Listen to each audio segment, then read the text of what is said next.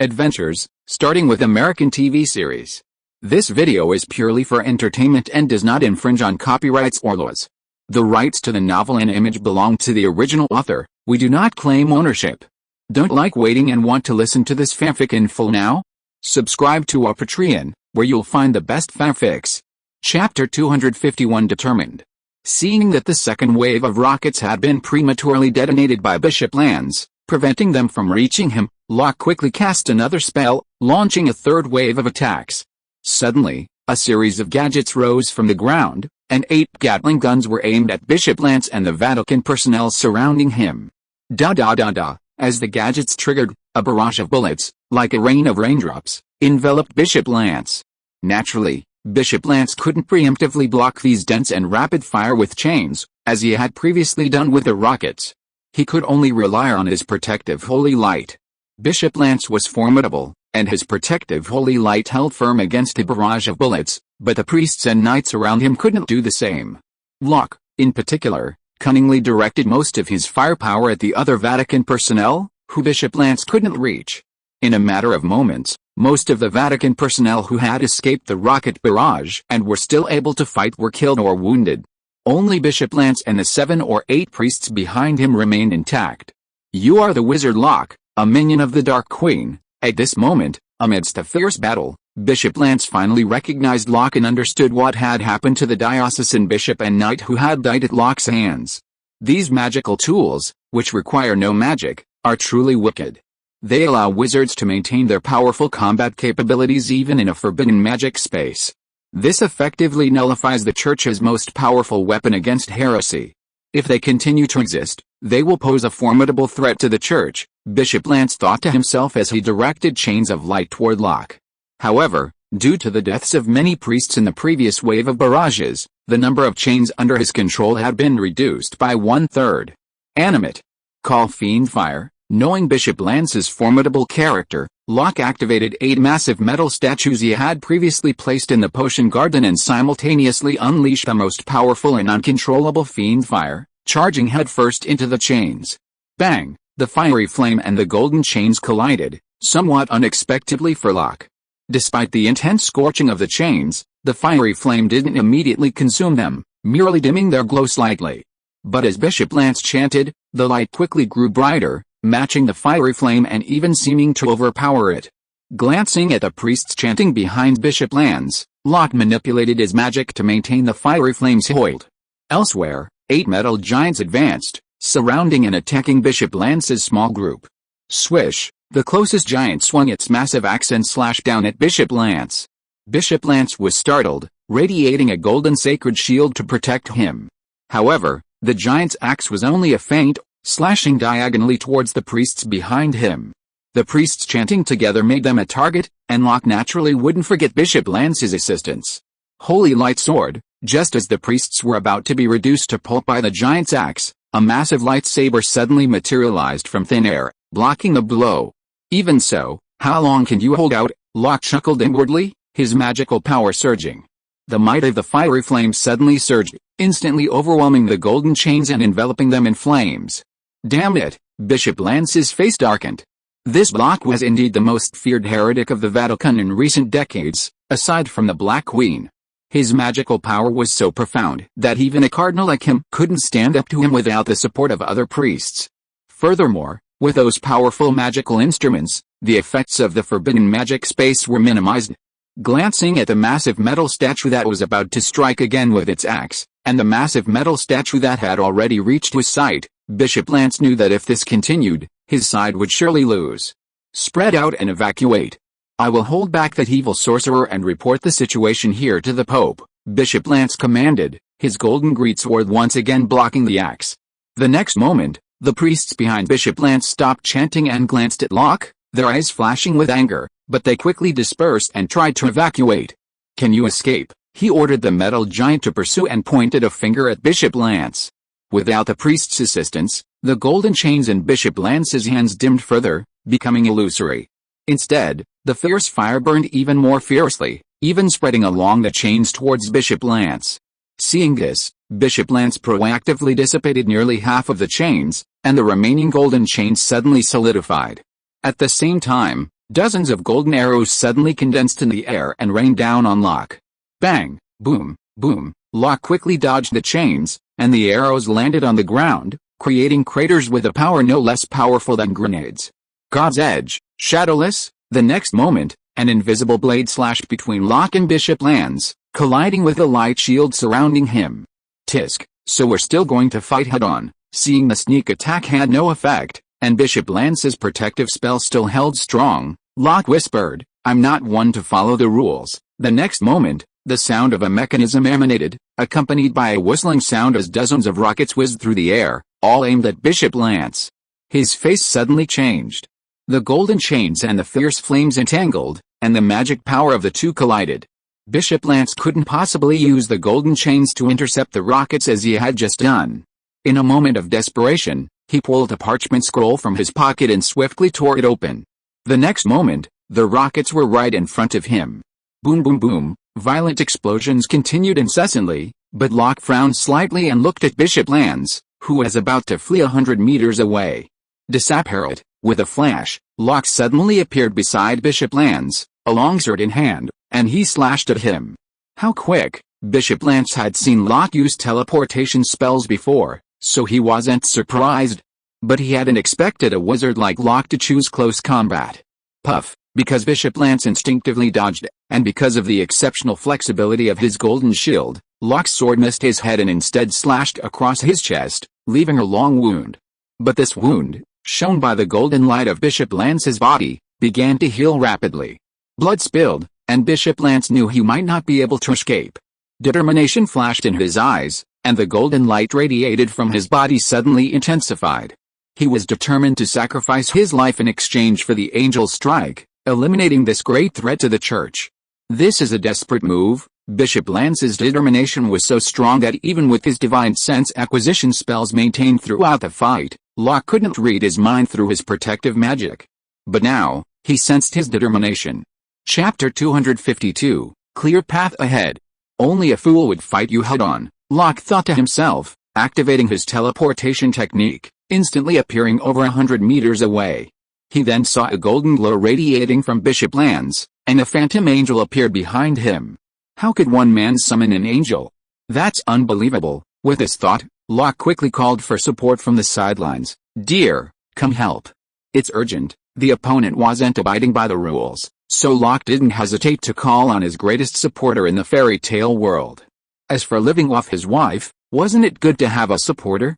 The next moment, the angel's phantom drew its longsword, aimed at Locke, and swung it down in midair. Locke felt trapped, unable to even teleport to dodge. He could only watch as a golden sword flashed towards him. The sword light easily shattered the fierce flames blocking his path and slashed through the magical barrier in front of Locke. It was about to reach Locke, and Locke didn't believe his armor spell could withstand the blow. "It's over," Locke thought to himself. "Queen, please give it some more, you've caused quite a scene." The next moment, a familiar voice filled Locke's heart with a sigh of relief. A familiar figure appeared before him. The feeling of being trapped vanished. Locke watched as the queen, wand in hand, cast a spell upon the sword. With a violent explosion, a scene resembling the devastation of a weapon of mass destruction was left behind. Dark Witch Queen, the angelic figure behind Bishop Lance had vanished. Even after sacrificing all the angels he had summoned, he could only muster one strike. His eyes flashed with intense anger as he gazed at the suddenly appearing queen. However, he had already sacrificed his life in that one blow. The next moment, he was reduced to a puff of dust on the breeze. "Huh?" Locke sighed with a hint of fear. His gaze was drawn to the queen's alluring breasts, her brow brimming with the pride and dominance of a queen. He couldn't help but smile and put his arm around her waist. "Mighty queen," Locke said with a grin. "That's all I need to know. I told you to call ahead and come help. Now you see how powerful it is." The queen glanced at Locke, her eyes full of charm. "I understand. Thank you, Your Majesty, for saving my life. Now I will repay you." As they spoke, the two had returned to the queen's chambers. Locke, with a wicked grin, pressed his body against her back, lifting the hem of her black skirt with both hands. Her smooth, graceful legs were exposed, the delicate inner thighs so white and tender that they were almost transparent, flowing gracefully into her plump hips and devilishly slender waist. The queen twisted her hips to try to struggle, but suddenly her body trembled as if struck by lightning. She sank down, lying flat on the table, her cheeks flushed, her lustrous black hair swaying gently, and her eyes gradually blurred. With the Vatican's attack resolved, the following period was peaceful. With the final task completed, the potions master brought Rapunzel to the newly built School of Magic to teach potions. Due to a shortage of staff, Locke and Fleur both temporarily served as instructors for a class. Locke also met a wizard invited by the Queen, a witch wanted by the Vatican. Several others, however, were still a while away due to unforeseen circumstances. After his battle with Bishop Lance, Locke planned to use this time to rest in the kingdom, digest what he had learned, and determine his primary focus. Magic in all realms is vast and varied. Based on what he had witnessed and seen in films and television, Locke roughly categorized magic into 3 types, based on the source and method of its use. The first involves borrowing the magical power of a powerful being to cast spells, much like the wizards and slayers in the Marvel Universe. These powerful spells are passed down from ancient demons, and their cultivation and use rely on the power of these powerful beings. The second involves cultivating and gathering one's own magical power, learning spells, and manipulating various magical elements to cast spells. This is a more orthodox method, similar to the magic in Harry Potter's world.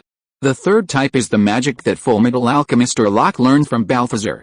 Through magic or other forces, they alter the composition and properties of matter, achieving magical effects, akin to a fusion of science and magic.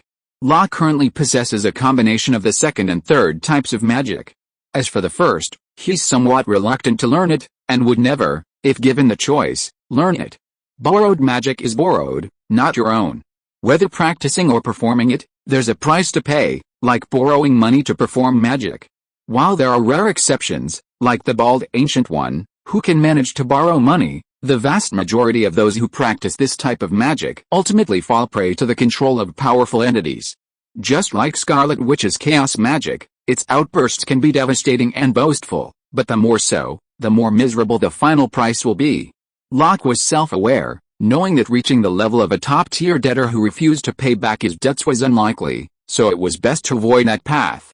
Instead, he focused on improving himself through hard work. Currently, Locke's combat prowess was mediocre. He knew a bit about various types of magic, such as creating wards, brewing potions, and alchemy, but the sheer volume and complexity of his knowledge necessitated a thorough organization and a clear focus. After careful consideration, Locke chose alchemy.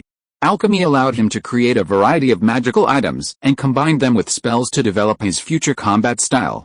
Using spells and alchemy, he could quickly and practically refine suitable items, and his regular training and study also focused on this area. He could easily craft magical weapons and items, combined with spells, to handle any situation, but achieving this required his full dedication. As for crafting wards and formations, brewing potions, and so on, he ultimately chose to forego them.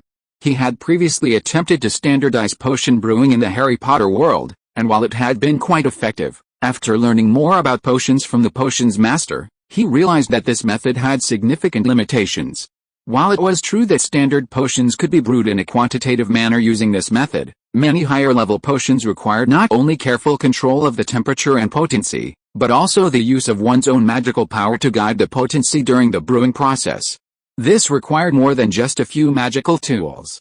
Perhaps further investigation might reveal a solution, but everyone only had 24 hours in a day, and he didn't have enough time. He could encourage Hermione to pursue this research, as she had a keen interest in potion making. Chapter 253 Invaders from Other Worlds? Weddings are always so exciting, Caroline whispered softly in Locke's ear, her arm around his, as they watched the couple taking their vows on stage. He smiled and nudged the corner of Caroline's mouth, knowing this was the dreamy moment every girl longed for.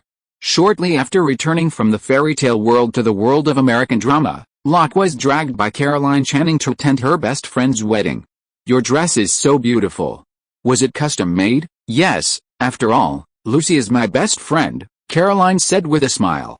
I definitely have to prepare well for her wedding. Hi, buddy, see you again, someone behind him said. Turning back, Locke smiled and said, I'm not surprised to see you, that's true. After all, I'm the groom's best friend. I planned his bachelor party, the person behind him said with a smile. The groom is quite lucky, At least he didn't miss the wedding this time, Locke said with a smile. Not every groom-to-be would be able to show up on time after experiencing a bachelor's party planned by Barney. Barney's bachelorette parties were certainly exciting, but there was a slight risk of ruining the wedding. Even Luzaiobu from the East Kingdom had to admit defeat. Wow, brother, you're being biased. I put a lot of thought into planning this unique bachelorette party for the groom. Barney smiled, glanced at Caroline, and recognized this American billionaire. He admired Locke's clever tactics. He was an executive at a giant bank, considered wealthy by ordinary people, but not in Caroline's circle. He actually wanted to learn about the driving skills of the daughters of the richest families. I thought you'd be more restrained after what happened last time, but I didn't expect you to attend the wedding again this time, Locke said with a smile. It seems you'll have to wait until you have a daughter before you turn back to your ways. Don't be ridiculous. How could a playboy like me have children? Barney said with certainty. Locke smiled without saying anything. The playboy in front of him, Barney Stinson, had truly intended to live a dissolute life, but unfortunately, an unexpected birth of a daughter had left him a daughter-obsessed existence. Whenever he saw girls dressed coolly at a bar, he would approach them with a fatherly tone, telling them to go home, stop hanging around, and wear more clothes, shucking everyone who knew him. Next door, Luzaiobu, after having a daughter, was equally consumed by anxiety, unable to sleep at night, fearing his daughter would meet a man like him. He even taught his toddler how to identify a scumbag before bed. These two fathers, obsessed with their daughters, were consumed by anxiety at the thought of their daughters meeting a playboy like him, and Locke was eager to see what he would look like then. Ding. Just at this thought, Locke frowned and said to Caroline, I have something urgent to do. I need to leave for a while. What is it? Can't it be postponed? Caroline asked. It's an urgent mission. I need to save the world. Don't worry, it won't take long. Locke didn't bother to say anything more.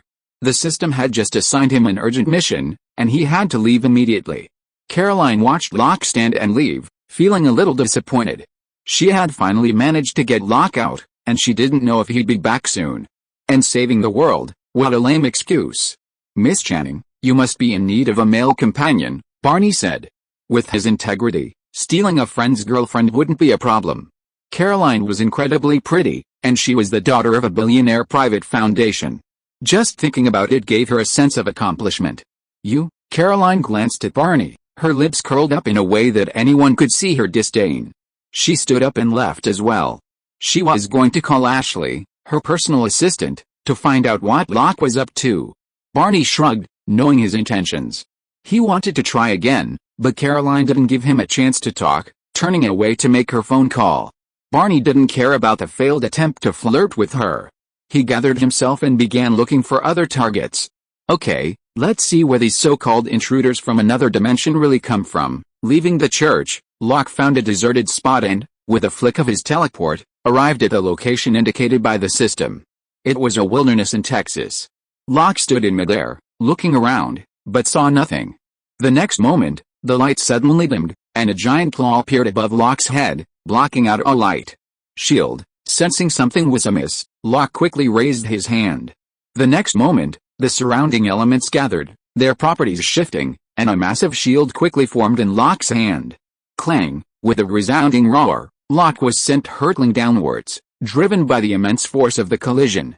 He controlled the flight spell to stabilize himself, and at the same time, a massive cannon appeared in his hand, aiming at the uninvited intruder.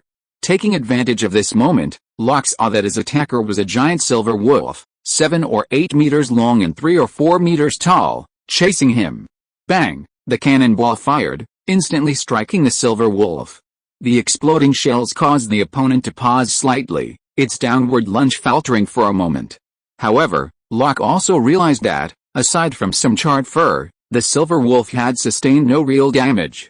Call upon the divine fire, Locke's entire body seemed to ignite, and the flames, as if alive, quickly formed into 2 phoenixes. Following Locke's command, they flapped their flaming wings and attacked the silver wolf from 2 directions. Arwoo! With a howl to the heavens, the silver wolf opened its maw, gathering a fierce stream of silver magic power, aiming at one of the flaming phoenixes. With a flap of its wings, the flaming phoenix dodged the attack, but with a flick of its head, the silver wolf still struck it. Bang! The collision caused the surrounding air to vibrate. Locke opened both hands, one holding his magic power to counter the silver magic, while the other directed the other flaming phoenix, swiftly approaching the silver wolf and fiercely clawing at its eyes. Bang! The silver wolf swung its massive claws, striking the flaming phoenix. The two collided briefly, then suddenly separated. The two phoenixes returned to Locke's side and engaged the silver wolf in midair. After staring at Locke for a moment, the silver wolf suddenly spoke. "Are you the descendant of Merlin? For a wizard from the lower magic world, your strength is surprisingly good, but are you sure you want to be my enemy, Merlin's descendant?" "I guess so. This is my territory. You barged in without even saying hello, so I had to come and see what was going on." Locke stared at the other party and said slowly, "Tell me first. What are you trying to do here?" Chapter 254 Inexplicably familiar. "I can sense your magic. It's the same meditation technique Merlin used. I'm not planning on doing anything here, just staying for a while and then leaving," the silver wolf said. "If you're not in the way, I might spare your life," Merlin mentioned again. Could this invader know Merlin? Locke's heart fluttered. How could a magician with thousands of years of experience be connected to invaders from another world? And he's talking about hundreds of years ago? Swish! Just as Locke was lost in thought, the silver wolf suddenly moved, instantly arriving in front of Locke, its massive claws slapping him again. "I didn't expect you to be as unsportsmanlike as me." Locke sometimes chose to attack from the sidelines during battle, but that didn't mean he disliked such enemies. Bang! Locke moved the massive metal shield in front of him. The next moment, Locke flew backward, and then, a gleaming metallic armor appeared on his body. This armor resembled some modern mechanical armor. As the mechanism opened, two firing ports were revealed, and two glowing red lasers were aimed at the silver wolf. At the same time, two flaming phoenixes, composed of divine fire, chirped and swirled around the giant wolf, launching their attack. "You have many tricks, many of which I've never seen before, but this won't change your fate." Swatting the two flaming phoenixes away, the silver wolf unleashed another torrent of magic power, charging towards Locke, braving the lasers. His magic power is roughly 1.5 to 2 times greater than mine, but his moves are simple and brutal, so they're bound to consume a lot of energy, but I can handle it. While lasers are technological, the energy required to transform them is Locke's magic power. This disadvantage in the current confrontation gave Locke a rough idea of his enemy's strength. Seeing the silver torrent of magic approaching, Locke dodged and appeared above the silver wolf. Countless magic chains emerged from his hands, along with the two flaming phoenixes, which also transformed into chains of fire, entangling the silver wolf. Boom! The silver wolf's magical energy suddenly erupted, shattering all the chains surrounding it. Then, with a flick of its tail, the silver wolf dodged Locke's sweep. Bang! Locke's body shattered, and the next moment, the fragments transformed into pieces of ice. Locke reappeared in midair. God's edge, shadowless, Locke extended his hand and pointed, and an invisible stream of magical energy sliced through, aiming at the silver wolf's tail. Called a fiery flame, before he could see the effect, the suddenly blazing flames engulfed the silver wolf, igniting the magical energy surrounding it. Puff! With a single sweep of its tail, the silver wolf shattered the God's edge, and its magical energy erupted again, scattering the surrounding fiery flame. Avada Kedavra! This was the opportunity Locke had been waiting for. The fiery flame and the silver wolf's magical energy entangled and burned together, and the silver wolf's explosive attack also sent its own protective magical energy flying away. Taking advantage of the moment the silver wolf's protective magic faded, Locke immediately unleashed the 3 unforgivable curses from the Harry Potter universe. Bang! The green magic blast struck the silver wolf's forehead. Ouch! The silver wolf howled, unable to even maintain flight, plummeting to the ground. Call the fiend fire! As Locke cast the spell, the scattered fiend fire converged on the silver wolf, scorching it. The Avada Kedavra spell directly attacks the soul. The silver wolf's soul was much stronger than that of an ordinary wizard in the Harry Potter universe. Although it didn't die instantly, it was severely damaged, unable to mobilize its magical power to resist the erosion and burning of the fiend fire. Sizzle! As the fiend fire burned, the silver wolf's fur was burned through, and it let out more screams before plummeting to the ground. Then, a scene that astonished Locke occurred. The silver wolf's massive body rapidly shrank, transforming into a human dressed as a wizard. Avada Kedavra! Fearing he might have some means of survival, Locke delivered another direct blow to the soul, releasing the fiery flame and looking at the motionless, completely charred corpse. Ding, the system notification arrived, signaling mission completion. Finally, Locke relaxed completely and approached the corpse to examine it. The man's wizard robes had been ripped and tattered by the fiery flame, but to have withstood the fiery flame for so long meant they were no ordinary artifact. Feeling a pity, Locke continued to search, quickly noticing the necklace around the man's neck. It was an alchemical artifact, and after testing it with his magic, he discovered it was actually a special artifact. Fortunately, it's not damaged, but it's magically restricted. It'll take some time to open. Locke took the necklace in his hand. This wizard was incredibly powerful, even capable of transforming into a giant wolf. Locke was intrigued by his legacy. Then there was the reward from the mission, a whopping 5,000 potential points, a respectable sum for this wizard's strength. After all, the final reward from the previous mission to destroy Voldemort was only half of this. Combined with the previous rewards, the total was enough for Locke to elevate his meditation technique to a higher level. Ring, ring, ring. Before Locke could double-check to see if he had missed anything, a phone call came in. Seeing it was Ashley, Locke answered it.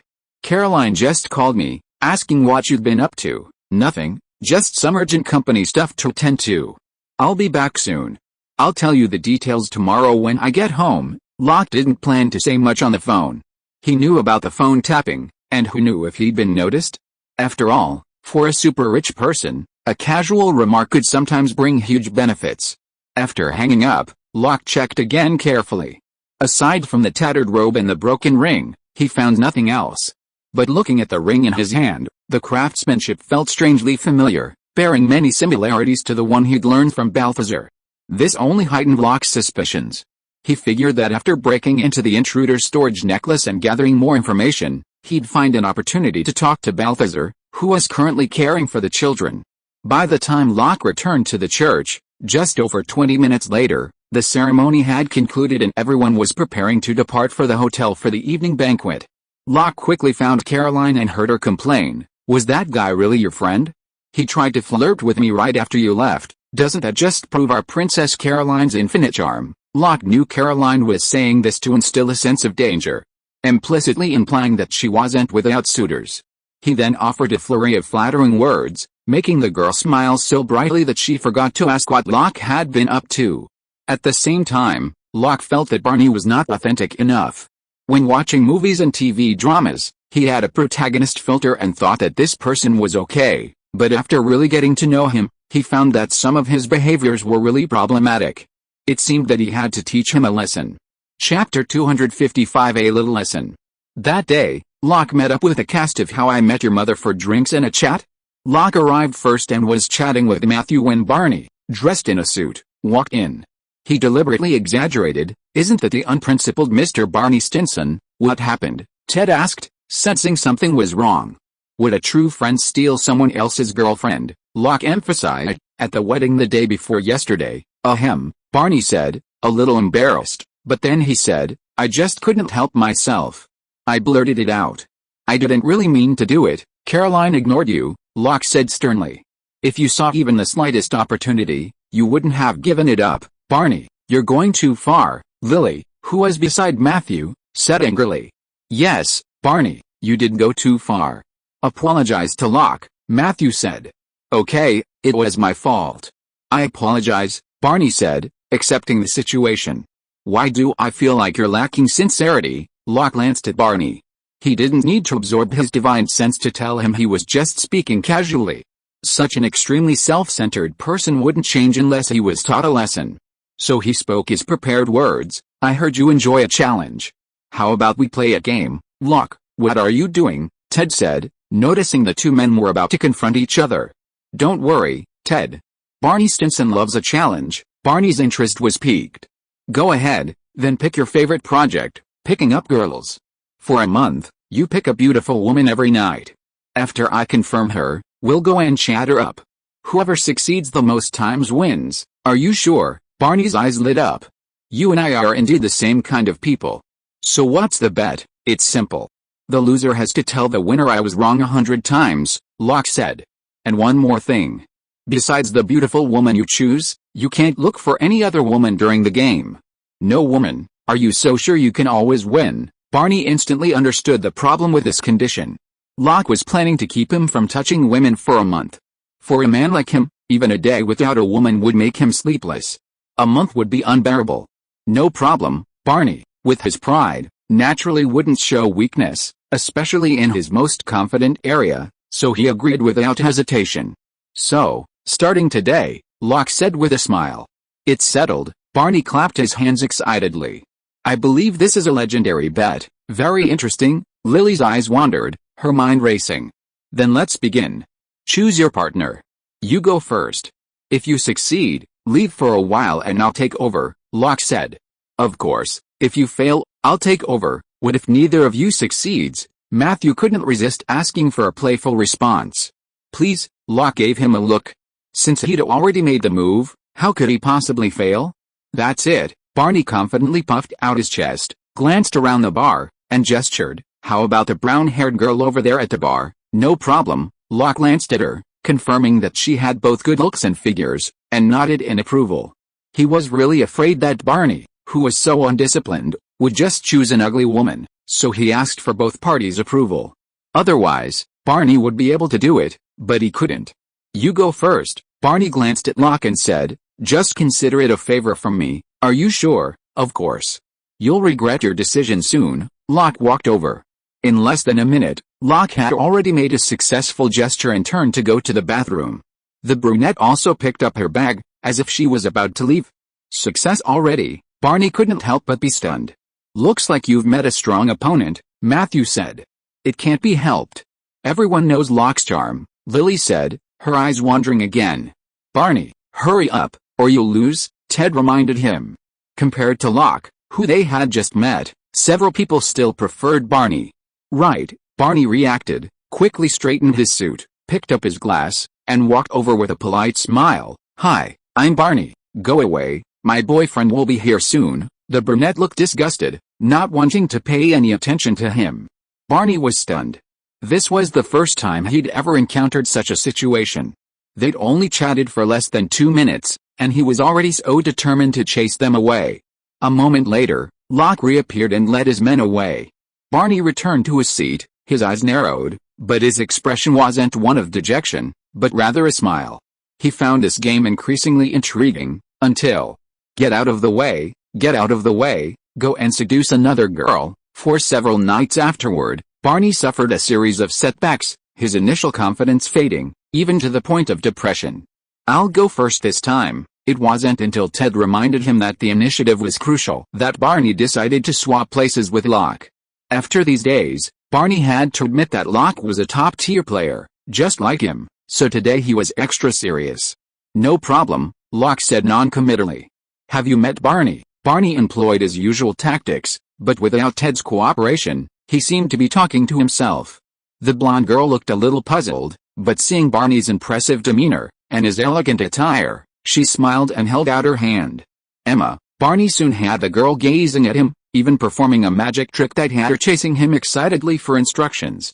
Soon, he was performing a successful hand gesture, confident that this time, Barney wouldn't fail. Looks like Barney wins this round, Ted said to Locke with a smile. That's not necessarily true, Locke said, taking a sip of his drink and waiting for Barney to leave before getting up and walking over. A simple greeting had Emma gazing at him with a fascinated look, her immense charm on full display. But after a few words, Emma was about to leave with Locke, having long forgotten who Barney was. Barney, I have something else to talk about. We'll talk next time, she casually said, waiting for Barney to return. Emma took Locke's arm and prepared to leave. No, Barney watched the two of them leave, stunned for a moment before exclaiming in frustration. For the next few days, Barney was completely consumed by a nightmare. Constant setbacks in the areas he was most proud of, coupled with the pent-up hormones, made him feel like he was about to explode. A month passed, becoming the longest stretch of his life. By the end, he felt a sense of relief.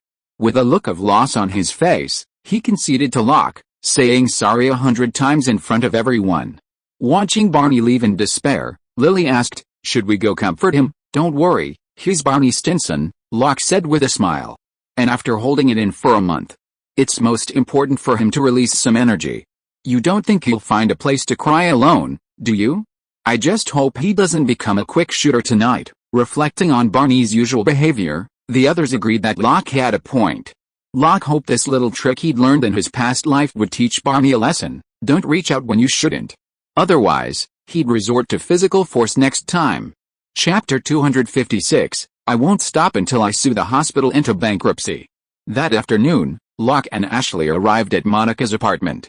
Upon opening the door, they were greeted by a girl they didn't recognize, Rachel's sister, Jill. Jill was the first to greet Locke, clasping his arm in hers, oblivious to Ashley's presence. The other girl's eyes lit up, and she extended her hand, saying, "I'm Louise, Jill's best friend." Locke shook her hand, then calmly pulled back his arm, which Jill had held. He didn't respond to Louise's pinky tickling of him. "Why are you here?" Jill and Louise weren't above his aesthetic standards, so he couldn't offer a response. "I was in a car accident," Jill said, looking pitiful, as she gestured to the bandage around her leg. A quick glance told Locke it wasn't a serious matter, she could still walk, and at most, it was just a minor bruise. "If you're injured, why are you running around instead of just staying home? She wrecked Dad's new car and wants me to plead for her," Rachel said, her tone indifferent, almost like she was watching the show. "That's it," Locke said casually. "It's just a car. You're your father's favorite little girl, he won't care. Come on, Rachel's his favorite daughter. All you keep saying is look at Rachel, be like Rachel," Jill said with a roll of her eyes. Locke smiled and said nothing. Then Jill said, "It's a pity that Rachel doesn't care about sisterly love at all. How about you help me?" "How can I help you?" "I don't know your father well," Locke said. "I heard from Jill that you're a billionaire. Why don't you buy an identical car so your uncle won't know?" Louise took the opportunity to suggest. "A car really doesn't mean anything to me," Locke said flatly. "But we know each other well, right? When Rachel and I were together, I didn't even give her a car, but you gave her a suburban villa worth $8 million, Jill couldn't help but exclaim, "and you still pay the property taxes." Hearing this, Louise couldn't help but stare in admiration, her mind racing with countless thoughts of wanting to get on board with this radiant figure. "Are you trying to compete with Rachel?" Locke glanced at her, leaving Jill completely speechless. She looked at Rachel with unquenchable jealousy. Her father had always doted on Rachel, and a few years ago, she'd taken an unconventional approach, not relying on her parents for support. She'd actually gone out to work and even risen to senior management at a fashion company, which had made her father less and less spoiled. In the past, if she'd wrecked her father's new car, she'd just acted like a spoiled brat and let it go. But now, she'd even had to rush to Rachel's place to ask for her help, fearing her credit card would be suspended again.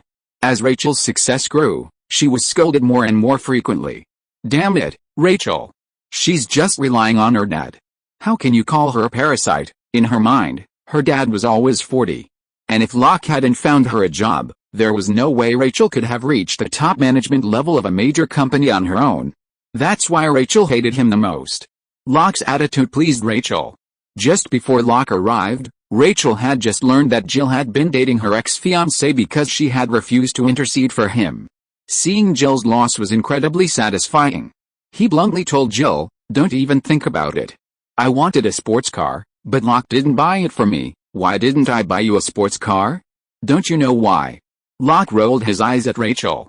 Rachel was a classic example of a tycoon-level driver. Her skills weren't good enough, let alone comparable to those of Vanessa or Giselle, let alone ordinary drivers. Yet, she still loved racing, a classic example of someone who is addicted to racing. Almost everyone who knows Monica knows this. Monica's father felt guilty for being unfair to Monica by favoring Ross. So he gave his Porsche sports car to Monica. Everyone in the old friend group had driven it, except Rachel. They even kept it a secret from Rachel because Monica knew her too well. After knowing Rachel, Rachel grabbed the keys and went racing on the highway. She was stopped by the police a short while later. She finally escaped by flirting. When he first got together with Rachel, he didn't pay attention and got a car for Rachel to drive. As a result, it was scrapped in just 2 days. Fortunately, nothing happened to him. "Don't talk about me," Rachel, feeling somewhat guilty, quickly changed the subject. "I was already independent when I was your age, but you're still using Dad's money. That's because you were afraid of being scolded after you ran away from your marriage," Jill retorted bluntly. "And even after years of hard work, you haven't seen any improvement. Making money isn't easy." She was born into a good family and has a good father. That's her gift. She should just enjoy herself. How much better would hard work make her? Rachel raised an eyebrow, but Locke said nothing. Although Rachel had become a senior executive with his help, her abilities were only marginally passable. Fallon had given her the relatively unburdened position out of courtesy, so her income was naturally lower than other senior executives. And while some executives earn millions of dollars a year these days, they're a minority. Most company executives only make $300,000 to $500,000. Rachel's current annual income is probably around $300,000. If it were the original plot, after 7 or 8 years of hard work, she'd probably only earn around $100,000, which would be even less impressive. Rachel's father, a top surgeon, easily earned over $1 million a year. He doted on his eldest daughter, Rachel, the most, spending the most money on her out of the three. So, Rachel's life wasn't much better than before. It was only during her time with Locke that she truly experienced the lavishness of a super-rich girlfriend. Feeling a throb in her head, Rachel had no idea what to do with her unruly sister, and didn't want her to continue pestering her. She waved her hand. "All right, Dad has dinner with me tomorrow night. You can come along and talk to him yourself." With that, Rachel tried to get rid of him. Jill looked at Locke reluctantly, but Locke remained silent, chatting with Ashley and Rachel Monica. Finally, she was forced out of the apartment by Rachel. Not only Rachel, but also Monica, who had been watching the show, breathed a sigh of relief. Rachel's sister, Monica, couldn't stand it either. "Okay, Monica, what's the matter with you calling me here this time?" Locke asked after Jill left. "It's Phoebe. She wants to be a surrogate for her brother, and we need your help in convincing her," Monica said. "Surrogacy?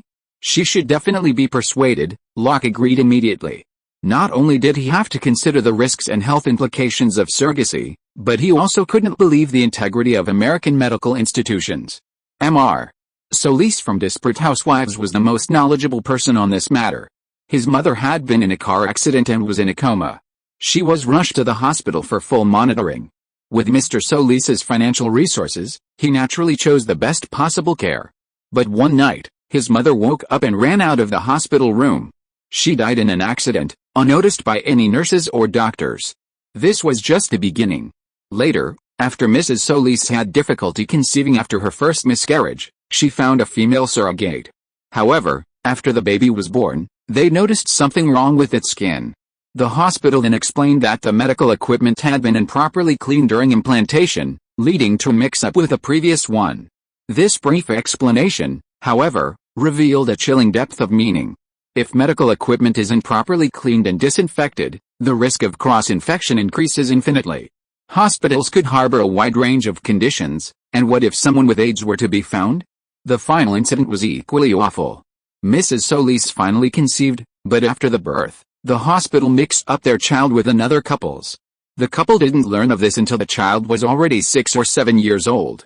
If Locke were Mr. Solis, he'd undoubtedly demand a massive compensation from the hospital. Based on these few incidents alone, he'd be suing the hospital until it went bankrupt. If you're listening to this novel on a channel other than Fanfic World, it means they downloaded and uploaded it without effort. We cordially invite you to visit our channel, Mundo Fanfic Novelis. There you'll find the original version of this story and you can explore many other novels of various genres. We're waiting for you to immerse yourself in a world of incredible novels. Chapter 257 Evil Ghost. Shortly after the admonition meeting with Phoebe, Locke arrived in a new world. Looking at the ordinary woods around him, he began to explore with magic.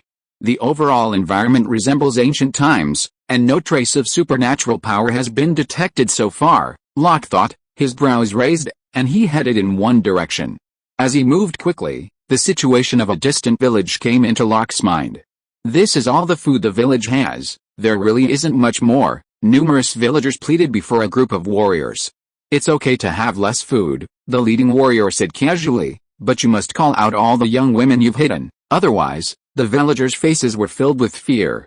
Faced with the warriors' pressure, they could only plead for mercy. They had indeed hidden the young women in the village, but they hadn't expected to be discovered at a glance. Clang! At this moment, each of the warriors drew their long swords a little, making a threatening gesture. This wasn't their first time robbing a village. Although their numbers were less than 1/10 of the villagers present, any warrior could easily handle 7 or 8 villagers armed only with farm tools. How could these villagers possibly have the courage to resist? Faced with a glare of the swords, fear filled their faces, and many began to waver. At this time, an elderly man who was already quite old stepped forward and said, "Dear warriors, please don't be angry.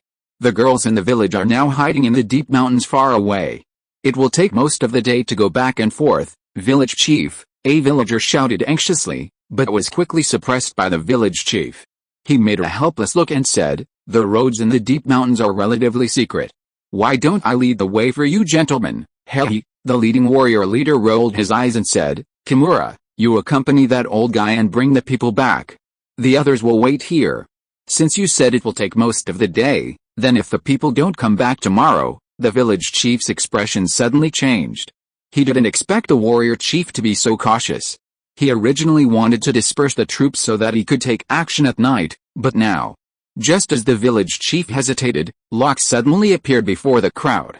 Standing at just over 5 feet 4 inches tall, he stood out in an area where the average height was less than 5 feet 4 inches, instantly drawing everyone's attention. "Where are you from?" The leading warrior, seeing Locke's tall and muscular figure, stared at him warily. The other warriors drew their weapons and pointed them at the suddenly appearing tall man. "Are you all just ordinary people? I don't know where the monster is going. I need to gather more information," Locke thought as he took a quick look. His mission this time was simple: to destroy a monster that had plagued the world for millennia. Worlds where such monsters appeared usually had transcendence capable of restraining them. The ancient Japanese setting reminded Locke of a yokai. "Hey, you idiot! Didn't you hear me?" Locke's towering stature and sudden appearance startled the samurai leader. Seeing Locke ignore him and seemingly unarmed, his courage returned. Garg, Locke, distracted by his thoughts, felt a slight irritation. Those around him didn't see Locke's movements, only to see the warrior leader's head dislodged, blood spurting out. This close-quarters cold weapon combat was thrilling. Even though Locke had many more convenient spells at his disposal, he couldn't resist it sometimes. "The leader's dead, oh my god, run!" Seeing their leader so swiftly slain, they didn't even notice. These warriors weren't fools, and they knew the man before them was incredibly powerful. They were just a group of wandering warriors, undeterred by a fight to the death, and in a moment, they scattered like birds. But Locke, adept at shopping, showed no sign of letting these men go. With a few swift movements, his longsword swung, and he dashed through the air, slicing the necks of over a dozen warriors one by one. The entire process was clean and seamless, a single, seamless operation. The villagers standing by stared in amazement, swallowing hard for a moment before staring at the towering figure of Locke in panic. "Sir," the village chief finally summoned his courage and stepped forward, saying, "Thank you for your assistance. I have some questions," he asked bluntly, putting away his improvised longsword. So it's indeed the Warring States period. Sitting in the village chief's thatched hut, Locke began to ponder after hearing the chief's answer. When asked about the 1,000-year-old monsters in the quest, Locke's first thought was something from the world of yokai, like Inuyasha. However, when Locke asked about it, the village chief's answer convinced him otherwise. A man-eating monster, or perhaps an evil spirit, has suddenly appeared near the village. It only appears at night, is powerful but not ferocious, and feeds on humans. Lately, women and children in the village have been eaten, feeding on humans. Is it an early form of the ghoul? No, those creatures in the ghoul storylines can also exist during the day, so is that Demon Slayer? If you could help us get rid of the man-eating evil ghost, I would be very grateful, the village chief said cautiously at this time. You want me to help you get rid of the evil ghost? Don't you want to use me to feed it? Locke suddenly nodded to the teacup in front of him and said, "Otherwise, why would you give me the drug?" The village chief was shocked, but he still tried to remain calm. "Sir, you are joking. How could I? Since you dare to plot against me, you must be prepared to pay the corresponding price." Locke took out the sword again and placed it on the village chief's neck. "So tell me the whereabouts of the evil ghost now, maybe you will die more gracefully." Ha ha ha. At this time, the village chief suddenly laughed. "You still want to deal with the evil ghost? Humans can't be the opponent of the evil ghost." Puff, "I don't have time to listen to your nonsense. I already know what I need to know." When asking about the whereabouts of the evil ghost, Locke had already used the divine consciousness, so he also learned about the situation of the evil ghost. So this is Demon Slayer, and this time period is hundreds of years before the main story. Is my mission to slay that ruthless Demon King? Locke pondered, unconcerned with what would happen to the village, as he journeyed alone into the woods outside. 10 kilometers was a fleeting mile for him, and as he approached, he could smell the faint scent of blood. So the village chief also intended to lure those samurai here. He seems like a clever man, but he ultimately chose a dead end, likely frightened by the demons within. Thinking of the village chief's previous encounter with the samurai, Locke muttered to himself, gazing at the nearby cave where the scent of blood originated. Chapter 258 Test. As they entered the cave, the smell of blood grew stronger, and scattered, gnawed human remains could be seen. More food? Looks like that old thing was quite sensible. Locke made no effort to hide, and the demon within the cave naturally noticed him and turned its gaze towards him. Their eyes met, and Locke observed this demon, a demon unique to this world. While seemingly human, its pupils were blood red, its teeth resembled those of a beast, and its face was stained with blood. Standing there in the darkness, it was indeed quite intimidating to ordinary people. Let's test it first, he thought, and instantly vanished. Huh? The demon gasped as Locke suddenly vanished from sight. The next moment, a powerful punch struck him in the face, sending him flying and crashing into the rock wall behind him. The aftermath even left a crack in the wall. Don't assume a magician's physical fitness isn't strong. Years of magical nourishment make a magician's physical fitness no less than a warrior's. Furthermore, Locke's refined meditation method has enhanced his physique even further. Locke's punch, though not at full strength, still packed several tons of force. However, even with such force, it couldn't inflict any fatal damage on the demon. Locke quickly sensed the demon's incoming counterattack. He leaned slightly sideways, perfectly dodging the demon's sharp, bloody claws. The sharp wind brushed Locke's cheek, missing him by a hair's breadth. But Locke remained remarkably calm, raising his leg and delivering another kick. Bang! The demon's body suddenly buckled, sending it flying backwards at astonishing speed, tumbling over 10 meters before coming to a stop. Are you really human? The demon spat out a mouthful of blood, staring at Locke with disbelief. How could a human's strength surpass his? Hadn't all the humans he'd encountered before been incredibly weak, allowing him to slaughter them? Ignoring him, Locke simply observed the man's recovery speed. That kick had broken his spine through the abdomen. But even as he spoke, the demon's bones began to wriggle strangely, fully healing in a matter of moments. This regeneration speed, if I didn't use magic, I couldn't even match it, let alone an ordinary human, Locke thought. Seeing Locke show no sign of speaking, the demon slowly stood up, but the strange wriggling of its bones didn't stop. The skin on its back suddenly bulged, and a pair of ferocious-looking arms, covered in bone spurs, sprouted. Immediately, both of its original arms also sprouted bone spurs, and they attacked Locke at breakneck speed. Locke stood still, motionless, but an invisible barrier seemed to surround his body. No matter how hard the demon attacked, it couldn't penetrate the half-meter radius around him. It has strong vitality and recovery, and can even grow additional organs. Its strength and speed are quite impressive. Locke had come here to gather as much information as possible about the demon. After all, watching anime is different from experiencing it firsthand. That's about it. After standing still for a while, Locke felt the opponent couldn't muster any new tricks. It seemed he was just an ordinary demon, his methods too simple. The next moment, the demon felt the solid ground beneath his feet suddenly transform into quicksand, and a powerful pull pulled his body downward.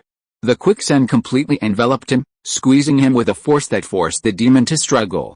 Even though I've heard that only sunlight can kill demons, I'd like to see if an ordinary demon can recover after being shattered to pieces. With that, Locke raised his hand and clenched his fist. Bang! The next moment, the demon, engulfed in the quicksand, was completely reduced to pulp. This wave is a bit like the sandstorm that destroyed the Panda Eyes Calabash brothers. This thought occurred to Locke, who effortlessly manipulated the quicksand to spread it out, observing the blood and flesh mingling with it. It looks like they were completely finished. Ordinary demons can't even recover from a single piece of flesh. I wonder what's happening with Musen, the demon king specializing in the art of seduction. After watching for a while, the vitality within the pieces of flesh steadily dwindled. Locke collected a small portion, then waved his hand and released a burst of flames. It would be best not to leave the demon's flesh and blood behind. Who knows if it might infect the beasts here. This time period predates the plot by 400 years, so the exact plot is hard to determine. I wonder if Muzan was completely ravaged by that sudden hunk, Yoriichi Tsuchikoku, leaving him completely devastated and forced to practice the art of seclusion. If that happened, finding him would be much more difficult. And there's the breathing method. I wonder if it can be combined with my meditation method. If it works, cultivating to the so-called constant state would increase magic power with every breath, even saving me time for daily meditation. The island nation of this era was still extremely backward. Only the official road was reasonably suitable for travel, and it was the preferred route for ordinary people. Leaving the forest where the demons resided, Locke followed the village path onto the official road. Using some trickery, he hitched a ride with a caravan. It's getting dark, Lord Locke, let's camp nearby. The caravan leader approached Locke cautiously and asked for instructions. We're still some distance from Kyoto. It'll take a few days to reach it. Yes, Locke nodded gently, saying nothing more. The caravan leader breathed a sigh of relief upon receiving his approval. This lord they'd met along the way was incredibly powerful, single-handedly knocking out over a dozen of the caravan's guards. Fortunately, they'd only requested a stopover in Kyoto, otherwise the caravan would have been helpless. In this war-torn era, while the profits from trading were staggering, they also risked their lives. Wild beasts in the forests were a minor concern. The most difficult to deal with were the bandits, large and small. These were especially the roving warriors and soldiers, or even the private armies of established families. They were well-trained and ruthless. Yesterday, the caravan encountered a gang of over 30, clearly belonging to a certain family. It was only thanks to this lord that the entire caravan survived. Because of this, the caravan leader, in addition to his initial fear, now wanted to curry favor with Lord Locke. With this thought in mind, he said solemnly to the elegantly dressed girl beside him, "Quantum, pack up and go take Lord Locke's meal later." Quantum, the caravan leader's daughter, was startled, but not overly surprised, for in this era, women relied on clinging to the powerful to survive. "Yes, father," Quantum said, bowing slightly and gracefully. Clearly having undergone rigorous Yamato Nadeshiko training since childhood, she wondered if the master would like her. Chapter 259 Transport Captain. At this moment, Locke was still studying the flesh and blood of the demonic ghost that had been deliberately left behind. As expected, the structure of its body cells is completely different from that of humans. If anything, it's somewhat similar to cancer cells. Furthermore, its form isn't limited to human form, possessing the potential for unbridled growth and transformation. But this ghost clearly can't do that right now. Perhaps the Ghost King gave it too little original blood. It's estimated that growing 2 extra arms was its limit. Furthermore, this ghost can't be considered immortal, it will age, and its lifespan is likely a few hundred years at most. Magical energy emanated from Locke's hands as he examined the flesh and blood. So, that Ghost King must also have a lifespan limit, though I don't know if it's thousands or tens of thousands. And then there's the infectious ability. This ghost's flesh and blood can't transform others into demons. It seems that it was restricted from the start by that despicable Ghost King. After all, if every ghost possessed infectious abilities, and there were too many ghosts, and if all humans were consumed, that despicable Ghost King himself would starve to death. It seems that that despicable Ghost King has a profound influence on all ghosts, perhaps even affecting their minds and forcing them to issue orders. This state is somewhat similar to that of the alien, where a group has only one queen capable of reproduction. The existence of the queen limits the ability of other aliens to reproduce, and at the same time, she can command all other aliens. I just don't know if after the Ghost King dies, other ghosts will evolve into Ghost Kings like him. Lord Locke. At this moment, a childish female voice was heard outside his tent. "I'm here to bring you food." A different person? Is this the daughter of the caravan leader? Really interesting. Locke was slightly stunned and said, "Come in." He casually collected the evil ghost's flesh and blood, watched Quantum carry the food respectfully and place it on the table, then kneel beside him to serve him the meal. Locke did not drive her away, but accepted it very naturally. "Wait until you're almost done eating," Quantum said in a somewhat timid tone. "We have also prepared hot water for you. I wonder if you need me to serve you." "Yes." Locke looked normal, glanced at Quantum, who seemed to have a hint of expectation, and asked her to go down and prepare. Locke, completely immersed in the tub, was massaged from behind by Quantum, his warm, fragrant hands extending the area. The atmosphere was almost perfect, and Locke stopped being pretentious. The candlelight in the tent went out. Besides studying the demons, Locke had finally opened the intruder's storage necklace. He discovered, in addition to various wizarding instruments, a vast collection of flesh and blood from unknown creatures, including several intact corpses. Of particular interest was a corpse sealed in a crystal coffin. While its appearance was nearly human, its pointed ears and strikingly handsome features confirmed it to be that of an elf. From the necklace, Locke uncovered numerous books, mostly experimental logs and books on magic. Flipping through them, he was eager to learn about the intruder's world, as his previous encounters suggested it was a world where magic was prevalent. However, the storage necklace contained no books that explained the world's basics. Fortunately, the intruder seemed to keep a diary, and through these experimental logs and notes, Locke learned that the intruder was a bloodline wizard. As the name suggests, a bloodline wizard is a wizard who has transplanted the blood of a magical creature and then developed this bloodline to enhance their own strength.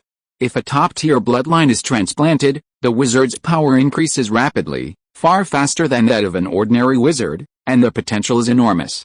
However, if a mediocre bloodline is transplanted, while initial strength may increase rapidly, it will be significantly limited at a certain point, ultimately stagnating unless a higher-level bloodline is transferred.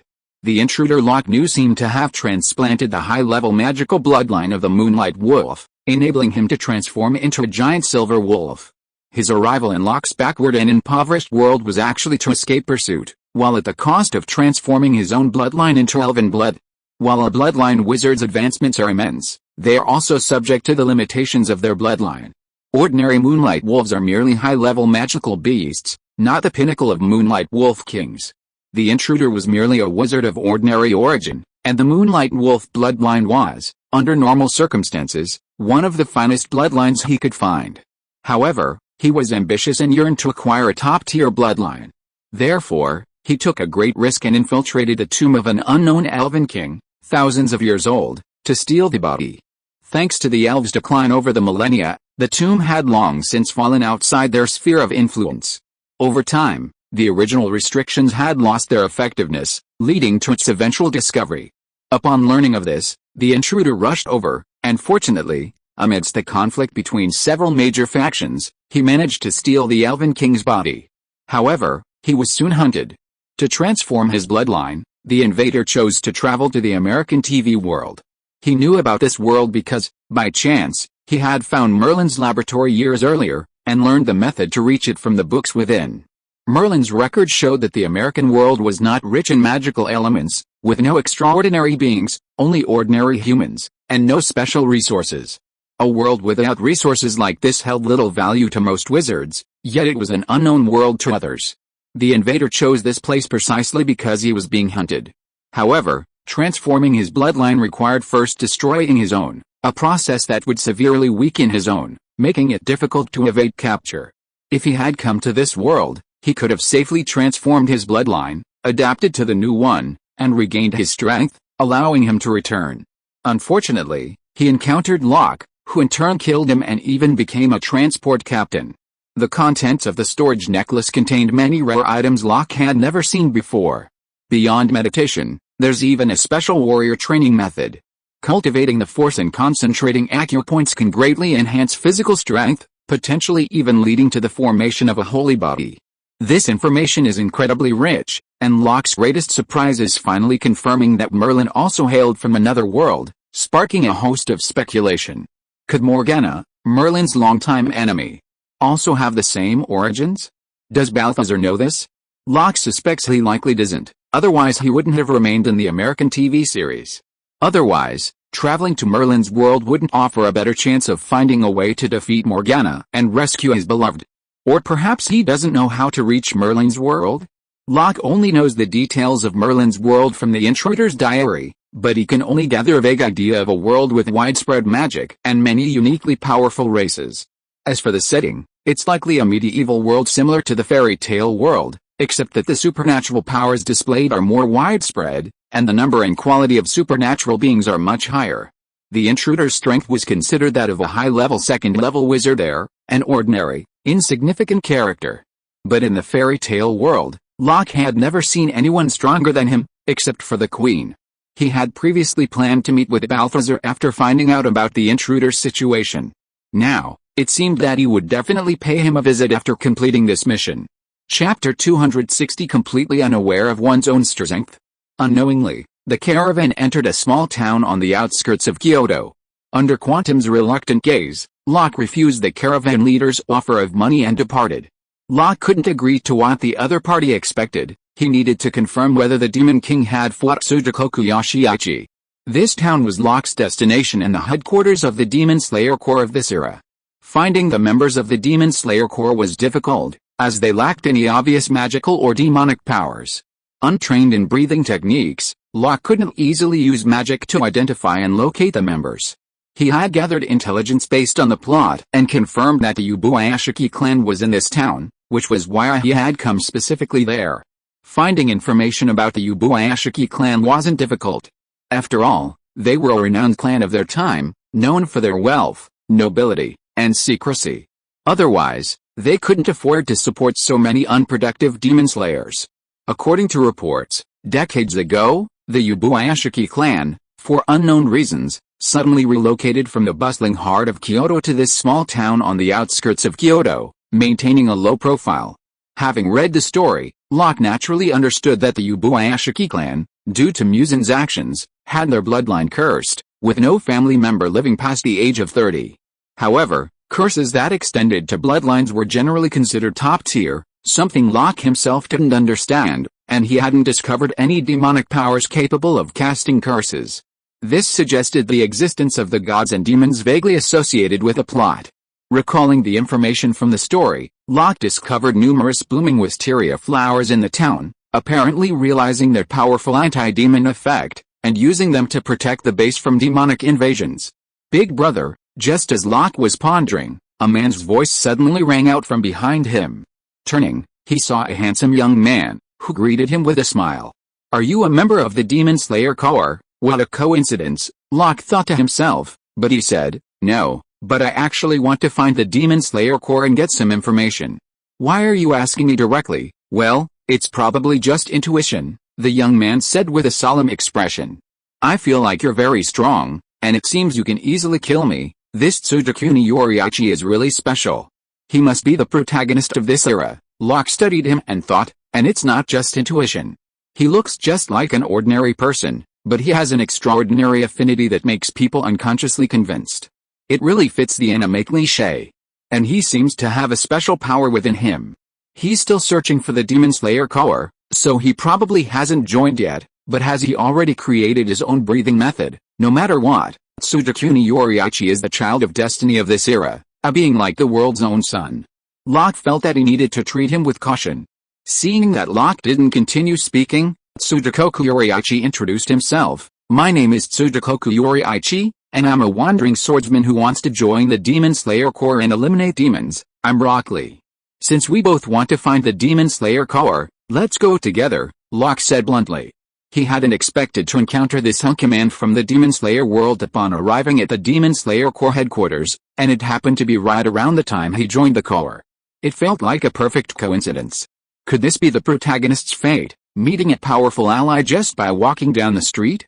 As for the impression Locke had of this man, he seemed very much like the plot description: gentle, calm, friendly, and handsome. His character was a perfect fit, and most people would be drawn to him. After the two exchanged greetings, Locke glanced at the sword at Tsujikoku Yoriichi's waist and said, "Your swordsmanship seems quite good." He used a question, but his tone was affirmative.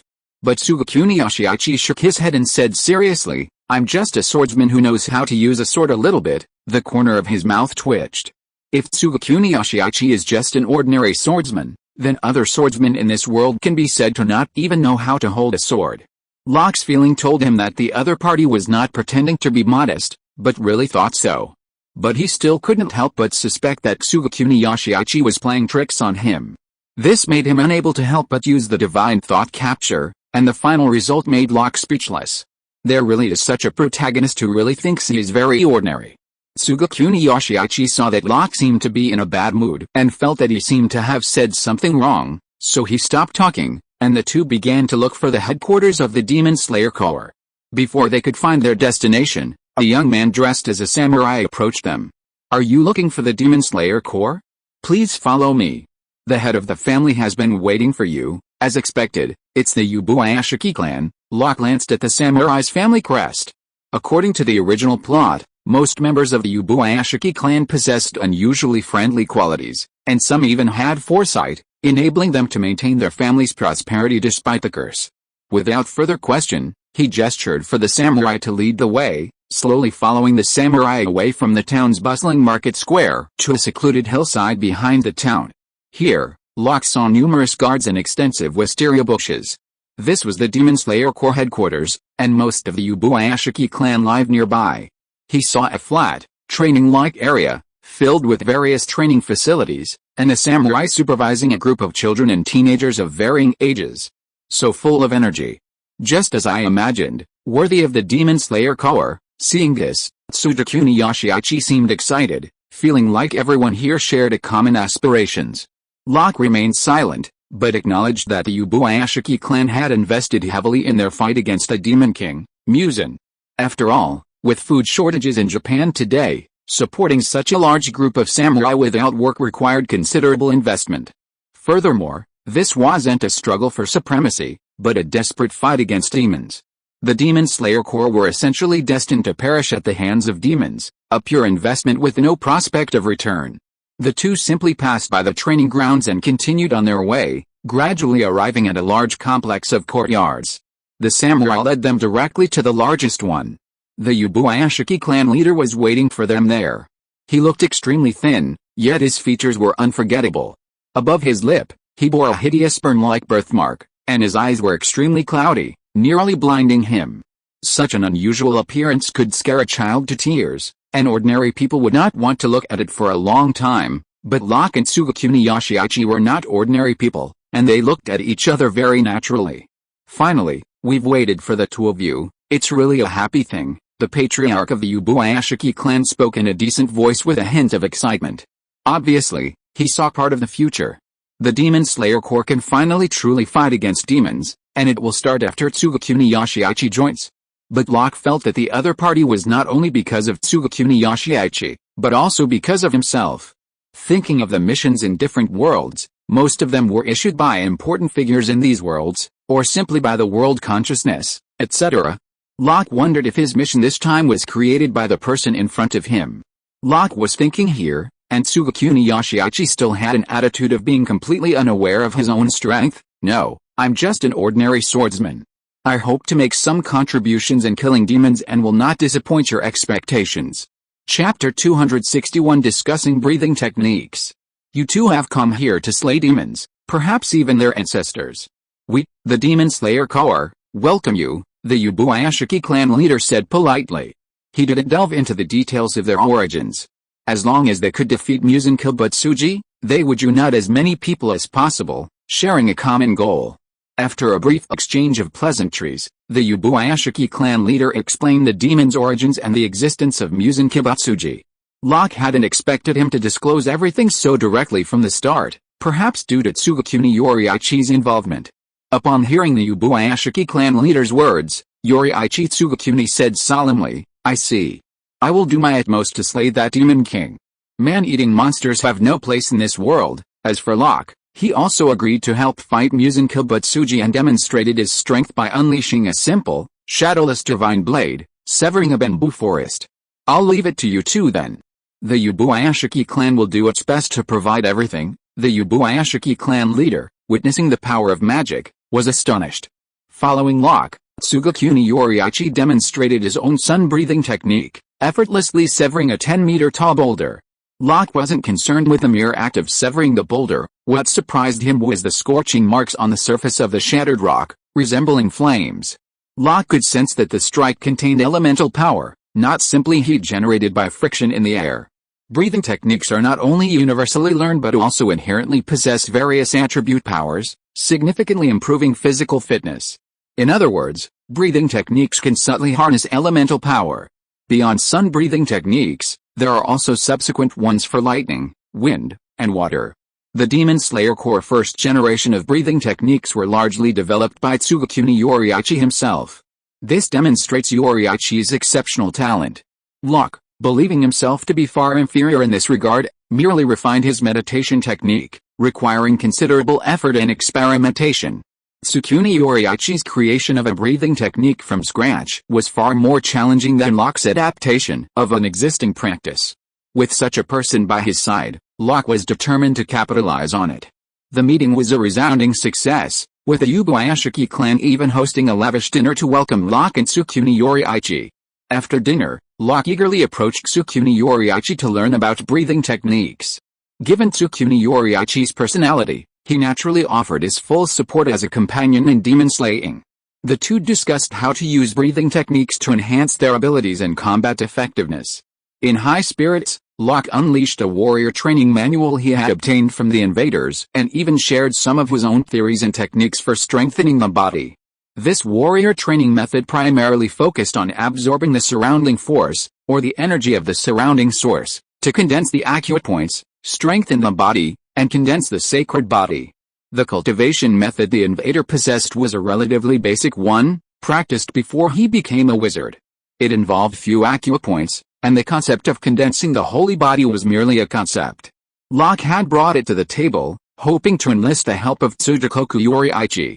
They could combine these cultivation methods with breathing techniques to create a superior breathing method. Locke could then integrate it with his own meditation method, radically improving it. Locke understood the principle of giving before gaining. A man of destiny like Tsugakoku Yoriichi achieved twice the result with half the effort, seemingly with divine assistance. Furthermore, since the breathing method itself was his own creation, his assistance would save Locke at least half the effort and mitigate the risks involved in the revision process. Through discussions with Tsugakoku Yoriichi, Locke gained a deeper understanding of the breathing method beyond the simple description in the original novel. To directly counter the demon's superhuman strength, Tsugakoku Yoriichi's breathing method, which allowed for brief bursts of increased speed and power, was of little use to Locke. He could sense that such brief bursts of energy would place immense strain on the body, even draining its vitality and causing damage. In other words, while current breathing techniques could greatly enhance physical fitness, they could also shorten lifespan when battle erupted.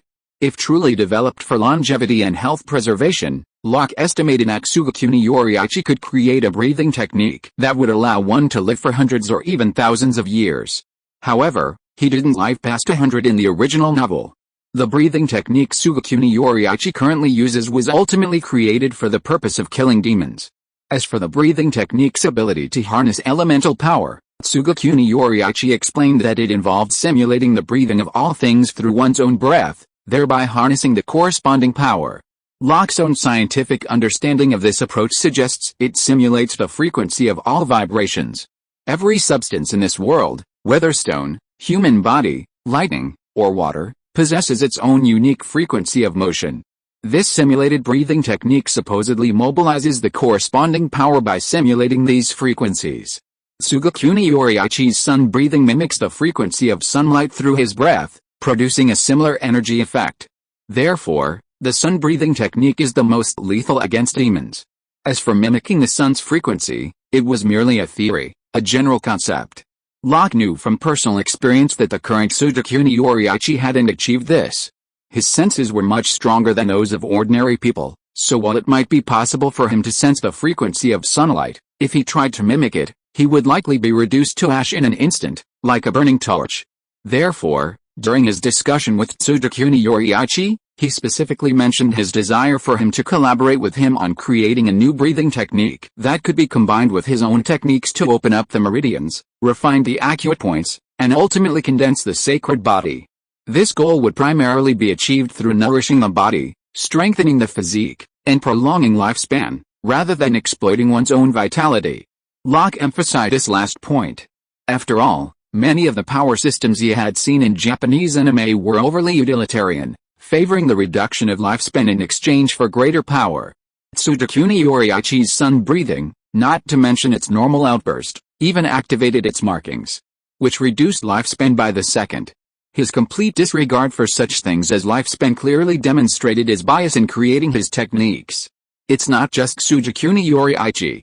After long-term practice of breathing techniques, the Demon Slayer core swordsman, forming markings, experience a significant increase in strength, but also a significant increase in the loss of vitality, often preventing them from living past the age of 25.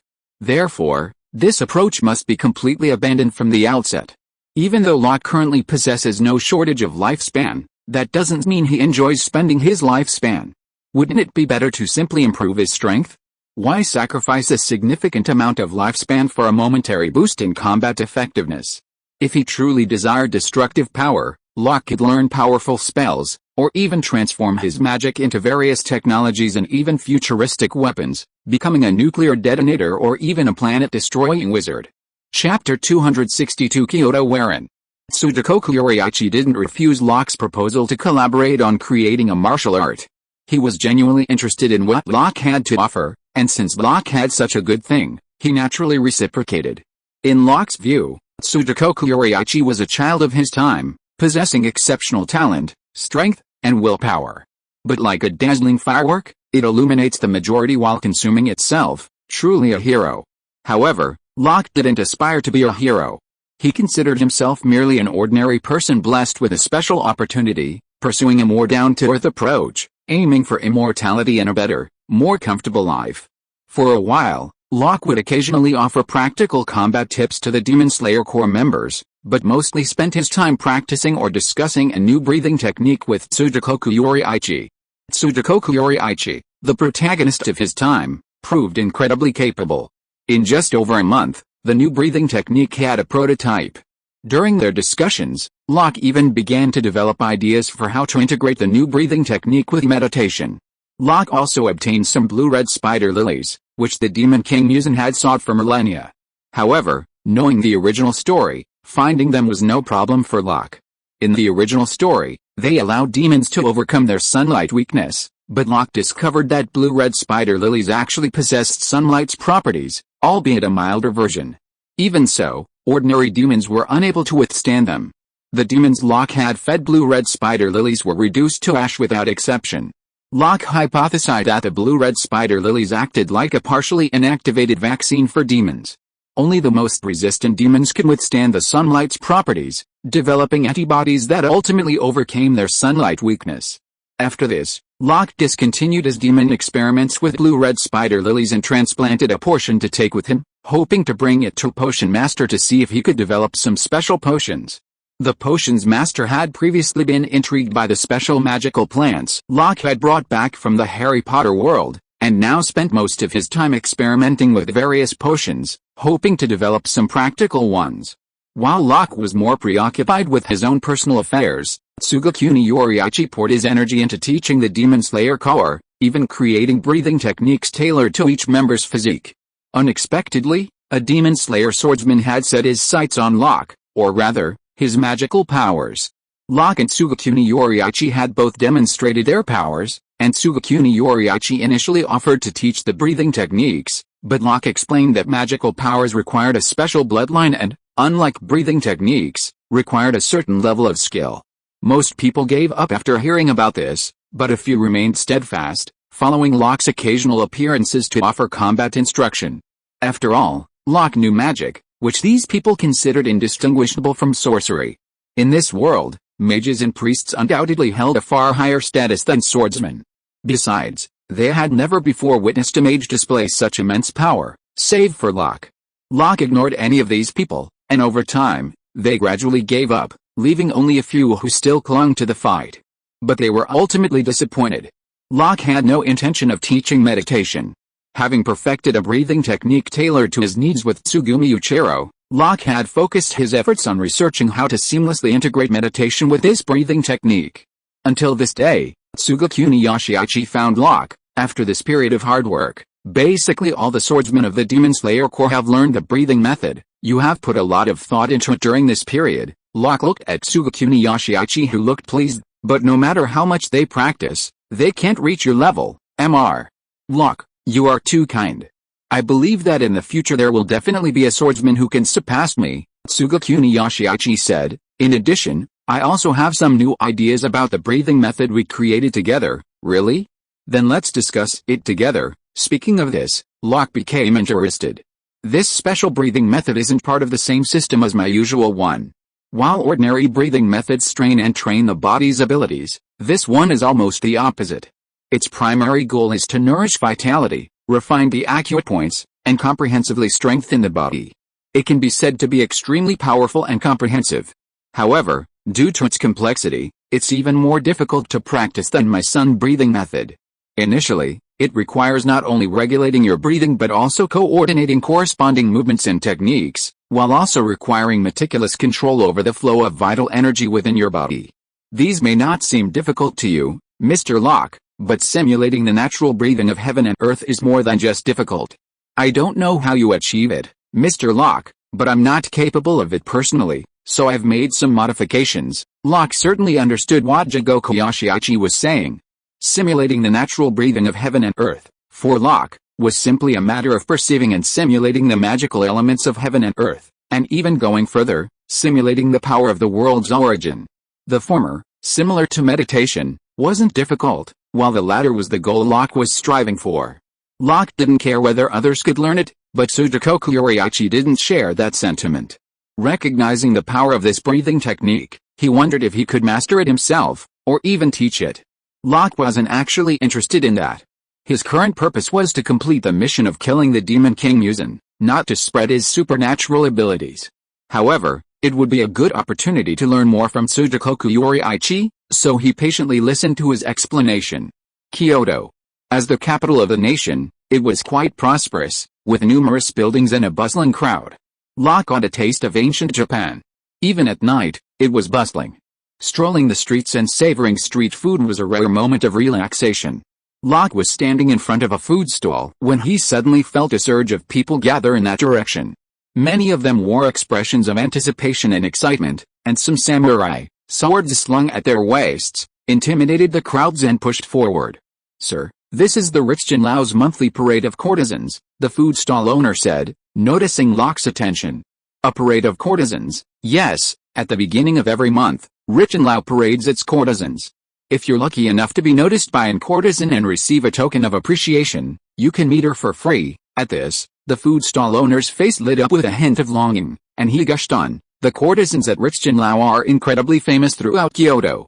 Many wealthy merchants and even members of the nobility are proud to host banquets there and watch the performances." Locke understood. Most brothels in ancient times employed similar tactics, advertising their reputations, inflating prices, and enjoying the rare opportunity to enjoy a free ride. No wonder these people were so excited. He was a master of human nature. Even Locke became intrigued and joined the crowd, determined to see what ancient Japanese courtesans were like. Chapter 263 I Really Can't Eat. Locke easily made his way to the front row and spotted the lavishly dressed courtesans riding in sedan chairs. After a first glance, Locke was convinced that the owner of Rich Jinlao truly understood the situation. These courtesans wore a variety of opulent attire, each wearing an elaborate mask that obscured their faces, whether lips or eyes, giving them a half-concealed look. However, from the small glimpses revealed, it was clear that these courtesans were among the most discerning beauties, 1 in 1,000, perhaps even 10,000. The men surrounding them gathered like wolves, eagerly swarming around them. If it weren't for the presence of a dedicated guard, they would have rushed in unanimously. After admiring them for a moment, Locke raised his eyebrows slightly, noticing someone quite unique in the crowd. Clad in a loose white kimono, his face a faint paleness from years of neglect, his expression relaxed and unhurried, like a young man from a wealthy family out for a stroll. From the other man's aura, Locke detected the distinct scent of an evil spirit. Combined with his appearance, Locke thought to himself, "I never expected to meet the source of all demons here, the legendary scumbag Demon King, Muzan." It was no surprise, however. At this point, Muzan Kibutsuji hadn't yet endured the brutal beatings that had catapulted him into legendary status. Furthermore, having been rampant for years, he was at the peak of his self-satisfaction, believing himself to be the most perfect being. It was only natural for him to appear so brazenly in Kyoto. He had always believed that a blue spider lily was near Kyoto, and for the next few hundred years, he never left the city, constantly searching for it. Furthermore, the blue spider lily bloomed only during the day, a characteristic that made it difficult for the Demon King, who could only roam at night, to find it. If he had acted now, Locke was confident he could have defeated the legendary Demon King and completed his mission. However, considering that he needed to discuss incorporating his breathing techniques into his meditation techniques with Yoriichi Tsugumi, He hesitated and decided to let him go. However, Locke still placed a magical mark on him, making it easier to locate him in the future. In case the geisha was startled by Ji-goen and turned to hiding, even if Locke wanted to find him, it would be very difficult. For now, Locke thought it would be a good idea to relax at Lechenlao. Upon entering, the madam came to greet him. These madams, skilled in their acquaintances, knew from their presence and attire that Locke was a prominent figure. They enthusiastically led Locke to an elegantly decorated room and produced a prepared book. Flipping through it, Locke thought that much thought had gone into the book. The book not only described the geisha's appearance, figure, background, and talents like dance and music, but also included realistic portraits and even included a thoughtful illustration of the geisha wearing a mask during her parade. The items presented to Locke were all of first-rate quality, even boasting impressive backgrounds: daughters of wealthy families whose fortunes had fallen, widows of fallen nobles, and daughters of corrupt officials. Locke casually flipped through the selections, selecting 3 that caught his eye and casually tossing out a small gold bar. Gold's purchasing power was undoubtedly immense, and the bar was more than enough to cover his expenses. Seeing Locke order 3, the madam even asked you if he wanted a high-grade tonic, claiming it was the kind used by emperors and daimyo. Locke couldn't help but twitch his lips. He'd already tried 3 of these women more than once in a single night. When would he need such a thing? Was this madam discriminating against him? With a wave of her hand, the madam tactfully excused herself, but before leaving, she reminded him that, in theory, and Warren was supposed to sell her skills, not her body. If he wanted to stay overnight, he needed the Warren's permission. Locke naturally understood this routine, but when the 3 geishas entered the room, he frowned slightly. He had originally wanted to relax briefly, but he didn't expect to encounter problems one after another. Thinking this in his heart, his expression did not change. He seemed to casually point to Warren and asked her to serve him a drink, and then the other 2, one dancing and the other playing the piano. As they drank cup after cup of sake, accompanied by the elegant music, the atmosphere in the whole room became lively. To be honest, Locke had never experienced such a scene in his previous life, nor in this life. After all, few Americans like this tune, and he had never been to similar places. The Warren Rauji who served Locke was indeed the most outstanding among the 3 geishas. She was more delicate and beautiful, and her figure was more outstanding. In particular, her skin was as white as snow, crystal clear, and adorable. When the mood was perfect, Locke put his arm around Rauji's waist and said with a smile, "What kind of perfume are you using?" "It smells good, my lord. I rarely use perfume." Rauji, as expected, was quite knowledgeable. Her delicate, boneless hands gently stroked Locke's hard chest. "I don't believe it. After all, if I don't use more perfume, how can I hide the smell of blood on you?" Locke's tone, which had been somewhat unruly, suddenly turned indifferent. "What do you mean by smell of blood, my lord?" "I'm afraid of it." "Afraid? Haha, would a human be afraid of the wine in this glass?" Speaking of which, brothels are indeed good places to gather intelligence.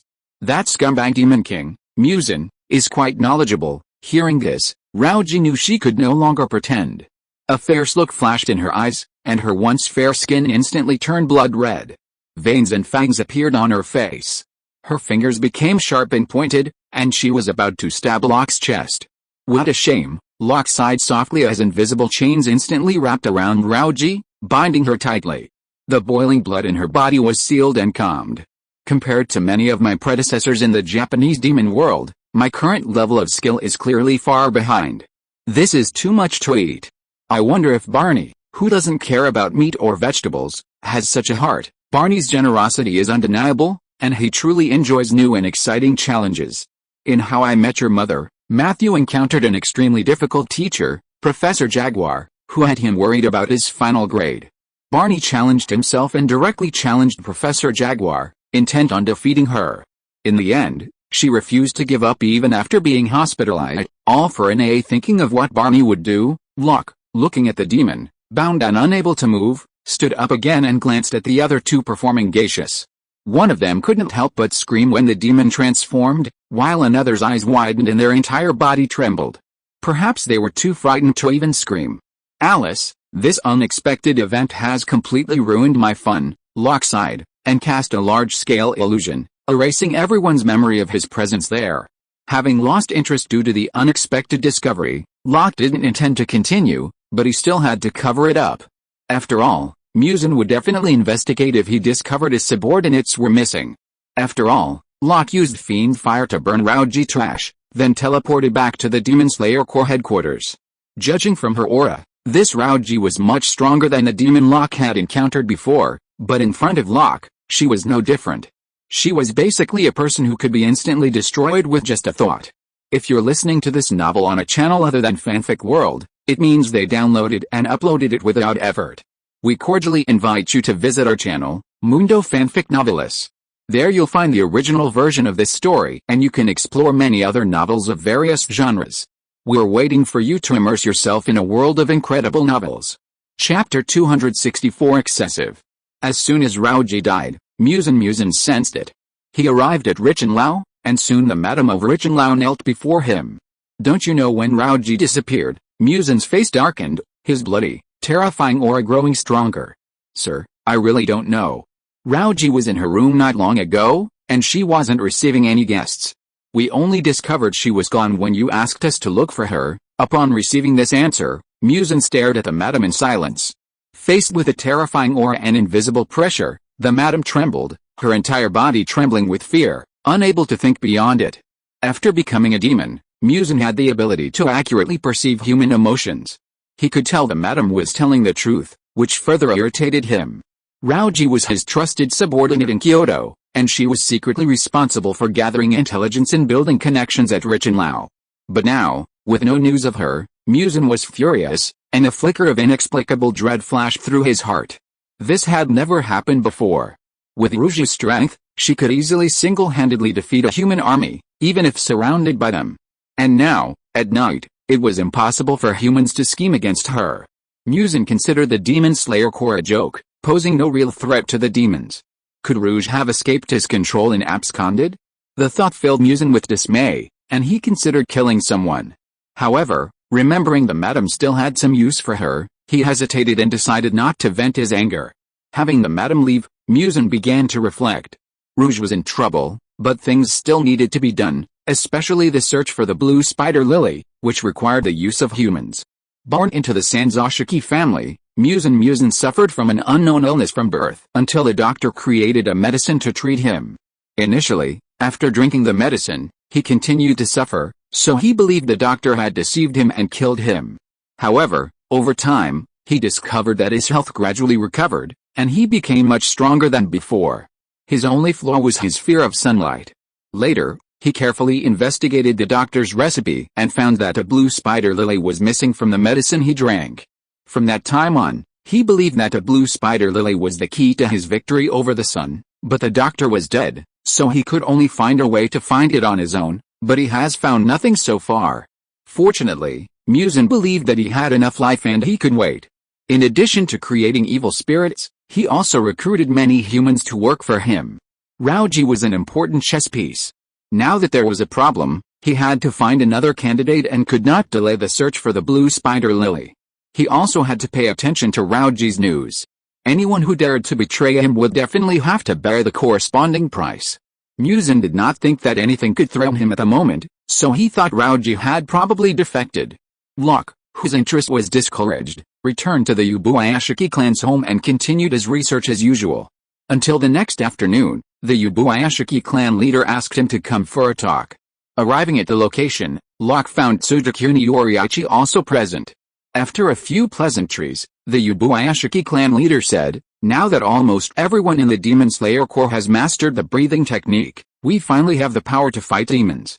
There are even swordsmen capable of slaying demons on their own, so we're considering clearing out the demons in the area surrounding Kyoto. I don't think a large-scale operation right now would be appropriate." Locke thought for a moment and said, "Everyone has only just learned the breathing technique, and their combat power is actually limited. A large-scale deployment at this time would undoubtedly result in significant sacrifices. I think it's best to further strengthen them first. As for clearing out the demons, as long as the Demon King Musin remains, there will be a constant stream of demons. Therefore, I believe our most important priority at this stage is to find him. I've also studied these demons recently. Only Demon Kings can grant demons the ability to infect. If the strongest Demon King is killed, the number of demons with the ability to infect will cease to increase. If we then launch a large-scale operation, the demon population will be difficult to maintain and will only continue to decrease. Is this true? Tsudakuni Yoriichi and the Yubuayashiki clan leader couldn't help but ask. Of course, I have actually been studying evil spirits. Except for the Ghost King and a few evil spirits who have been given the ability to infect by the Ghost King, ordinary evil spirits have no ability to infect at all, Locke said with great certainty. The existence of the breathing method is not yet known to the Ghost King. It is best to take advantage of the evil spirit's lack of preparedness to find the location of the Ghost King Musen and kill him. Then, it will only be a matter of time to completely eradicate the evil spirits in the future. But if a large-scale action arouses the Ghost King's vigilance, causing him to hide and continuously produce evil spirits, I am afraid that you will never see the hope of completely eliminating the evil spirits in your lifetime. Mr. Locke is right. Tsudakoku Yoshiichi also expressed his agreement at this time. Next, we must focus on Musen's movements, and then concentrate our efforts on dealing with him. If the ghosts no longer have the ability to infect, even if they are difficult to deal with, they will only exist in a very small number. As long as you are willing to spend the effort, you can indeed completely eliminate them. So Locke's proposal was still recognized. After a moment's thought, Locke divulged a bit more information. According to the intelligence I gathered from the demons I have previously eliminated, the Demon King Musen has been disguising himself as a human and living in Kyoto. In that case, leave the search for the Demon King to me, the Yubuayashiki clan leader said. If we find him, be sure not to alert him. Tsugumi Yoshiichi and I will attack together, and that will give us the best chance of success, Locke emphasized. Don't worry about that, I'll pass it on, the Yubuayashiki clan leader said. One more thing, something I discovered earlier, Locke said, holding out a piece of crimson iron. This is a very special iron ore I discovered. It's primarily found on the peaks of high mountains. It absorbs the sun's power and has a strong anti-demon effect. If it's used to craft weapons, it can inflict severe damage on demons. Upon hearing this, the Yubuayashiki clan leader put away the crimson iron with a solemn expression. If what Locke said was true, it was definitely a good thing. At this point, Tsudakoku Yoshiichi interrupted, can I take a look? He took the gorilla crimson iron and examined it, saying, this iron indeed possesses considerable solar energy, capable of suppressing demons. Really? That's wonderful. I thank you, Lord Locke. On behalf of the Demon Slayer Corps, Chief Senzashiki formally thanked Locke. Locke remained calm, unconcerned with the gratitude, just as he had little interest in the Demon Slayer Corps. He simply did this to show Tsudakoku Yoshiichi a favor and to facilitate his assistance. Sure enough, for the next period of time, Chief Senzashiki dispatched his men to search for the Demon King throughout Kyoto while collecting Gorilla Crimson Iron for weapons for the Demon Slayer Corps. Tsudakoku Yoshiichi also focused his efforts on helping Locke refine his new breathing technique, integrating it more effectively with meditation. His assistance significantly accelerated Locke's progress compared to his own attempts, reassuring Locke that his decision was a good one. Chapter 265, Action begins. After about 3 months, Locke finally achieved a preliminary integration of his new breathing technique with his own meditation method. On the system panel, Locke named this skill Meditation Method, Modified 2. As he practiced this new meditation method, Locke could noticeably feel his magic power gathering speed increase by even a fraction. Crucially, it strengthened his body, with the efficiency more than doubled compared to before. Improving physical fitness, widening his meridians, and concentrating his acupoints, the effects were very similar to the physical training techniques used in immortal cultivation. Therefore, Locke could now be considered a master of both magic and body. Of course, this also made his meditation method much more complex than before. To achieve constant practice would likely take several years. After all, the more difficult and complex the meditation method, the more easily it would be interrupted by external factors. To maintain this constant practice would require several years, given Locke's strong talent and solid foundation. Locke, in his view, had finally resolved the most important issue. Just then, news arrived from the Yubuayashiki clan that they had discovered a clue that might be related to the Demon King Musen, and that they needed Locke and Yoriichi Tsugumi to investigate. So, he and Yoriichi Tsugumi set out together. Riding in a horse-drawn carriage, Locke and his companions arrived at a small town near Kyoto.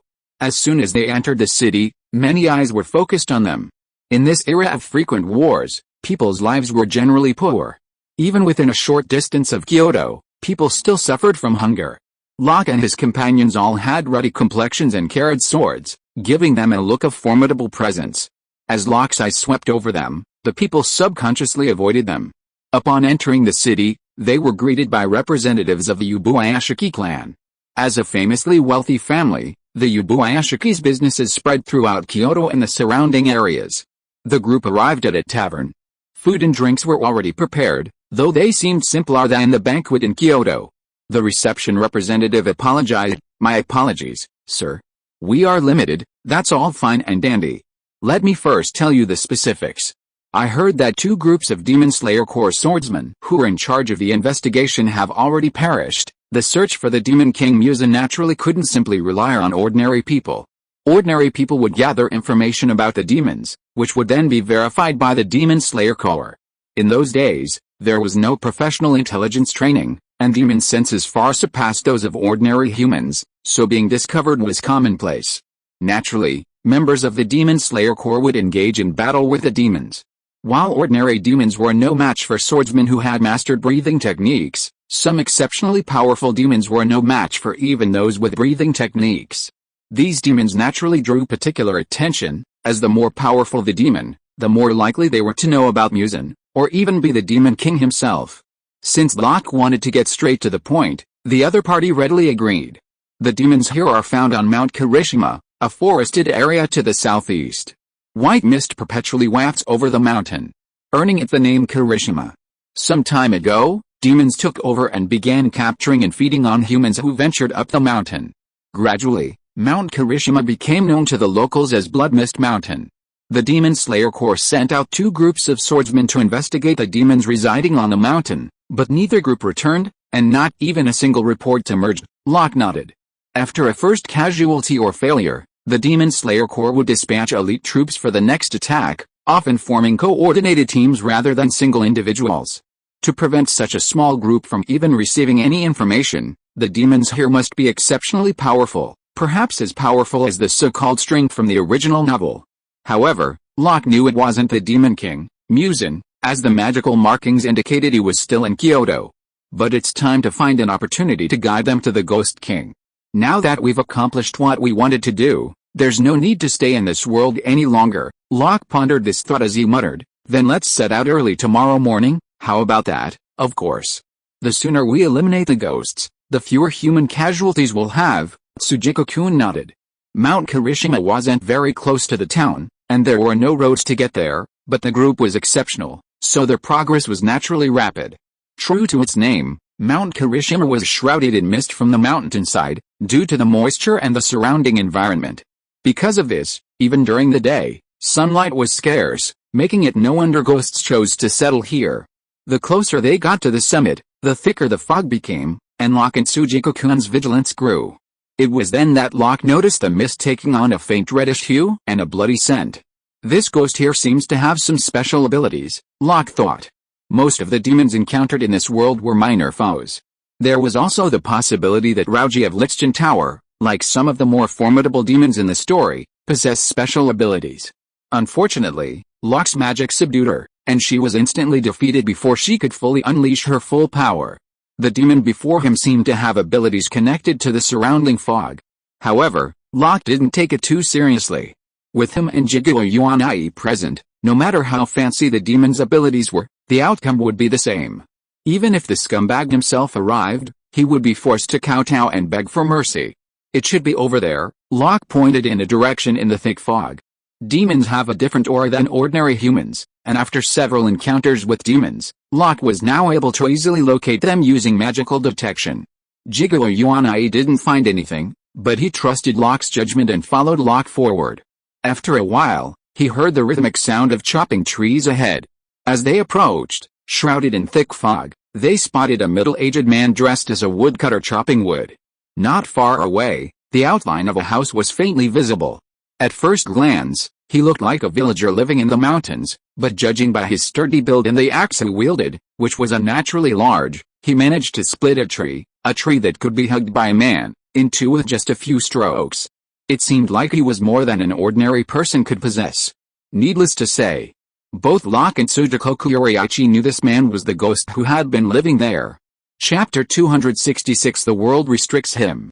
Without hesitation, a member of the Demon Slayer Corps who had come with the two men drew his katana from his waist and stared at the other man with a serious expression. However, the demon completely ignored the guarded action and slowly split the last section of the tree before speaking. Why are you guys from the Demon Slayer Corps chasing me? I've been very restrained and only eat those who got lost in the mountains, but you keep coming to cause trouble one after another. The demon said this angrily, and suddenly revealed a sinister smile. But these days, I've been able to eat my fill, thanks to your hospitality, asshole. What do you think of us, the Demon Slayer Corps? A member of the Demon Slayer Corps couldn't help but shout. Pretend to be what? Ha ha ha, the ghost seemed to think for a moment, then burst into laughter. Of course it's a dessert delivered to my door. After all, you guys taste much better than ordinary people. Unlike the other indignant swordsman, Locke remained unmoved.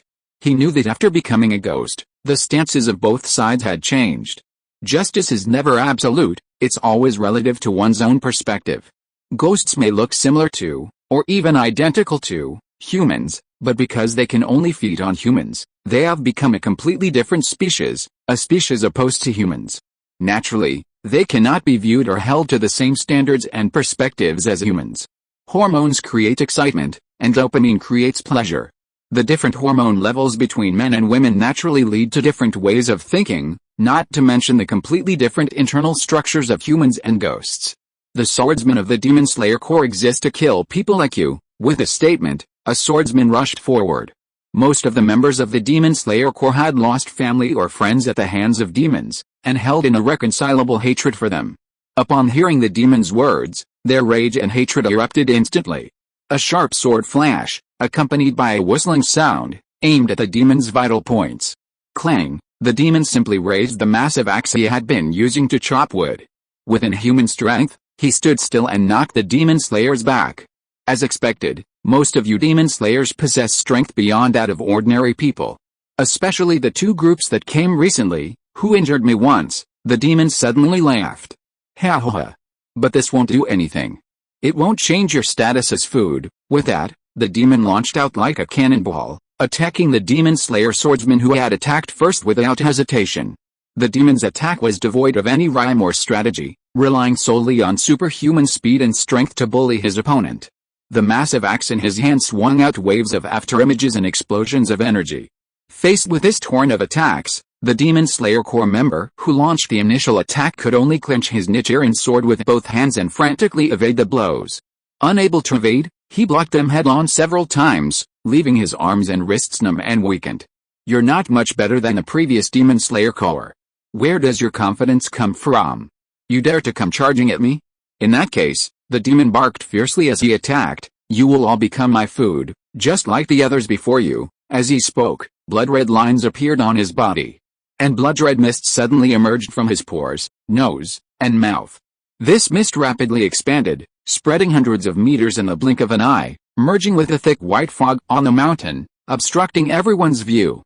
Blood Demon Jutsu, Demon Mist, a demon's hideous, hoarse voice rang out from the mist. You've been under the spell of my blood demon jutsu from the very beginning.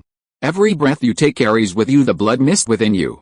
I've long since discovered that unleashing your power depends on breathing, so I've already killed you from the very beginning, so it's the poison mist. The poisonous blood blends into the air, perfectly complementing the surrounding environment. Locke glanced at the other two demon slayers, whose faces were grim and bodies trembling. They had clearly been under the spell.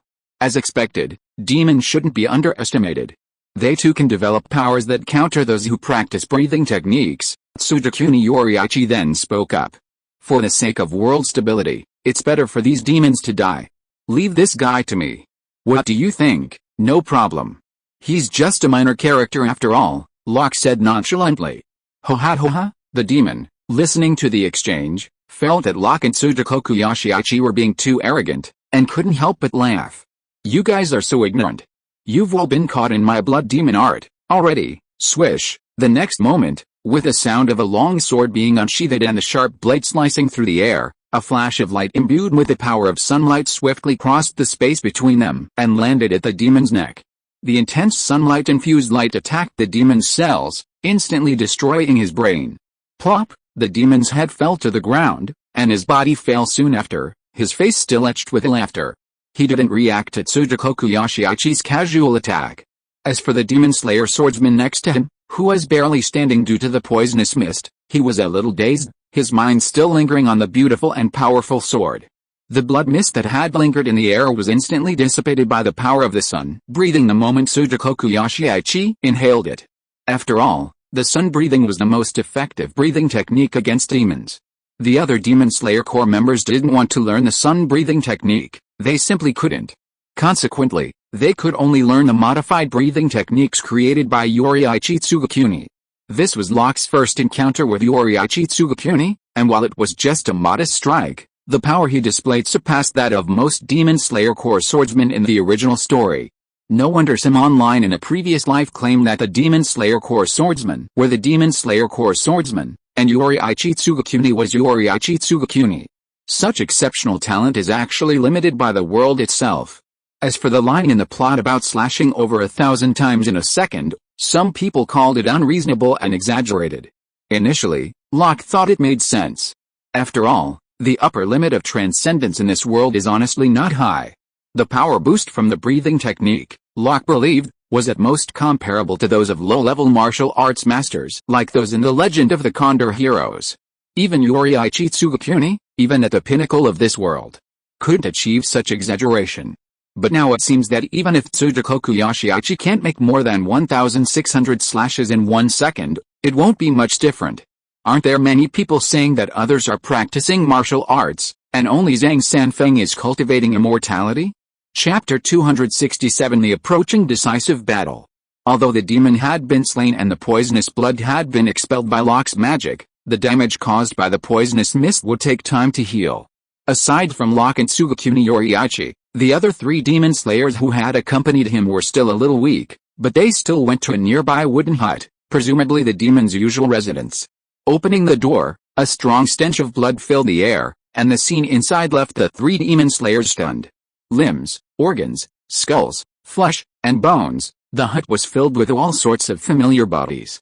Even after witnessing demons devouring humans more than once, the 3 demon slayers still felt nauseous, their anger rising inexorably.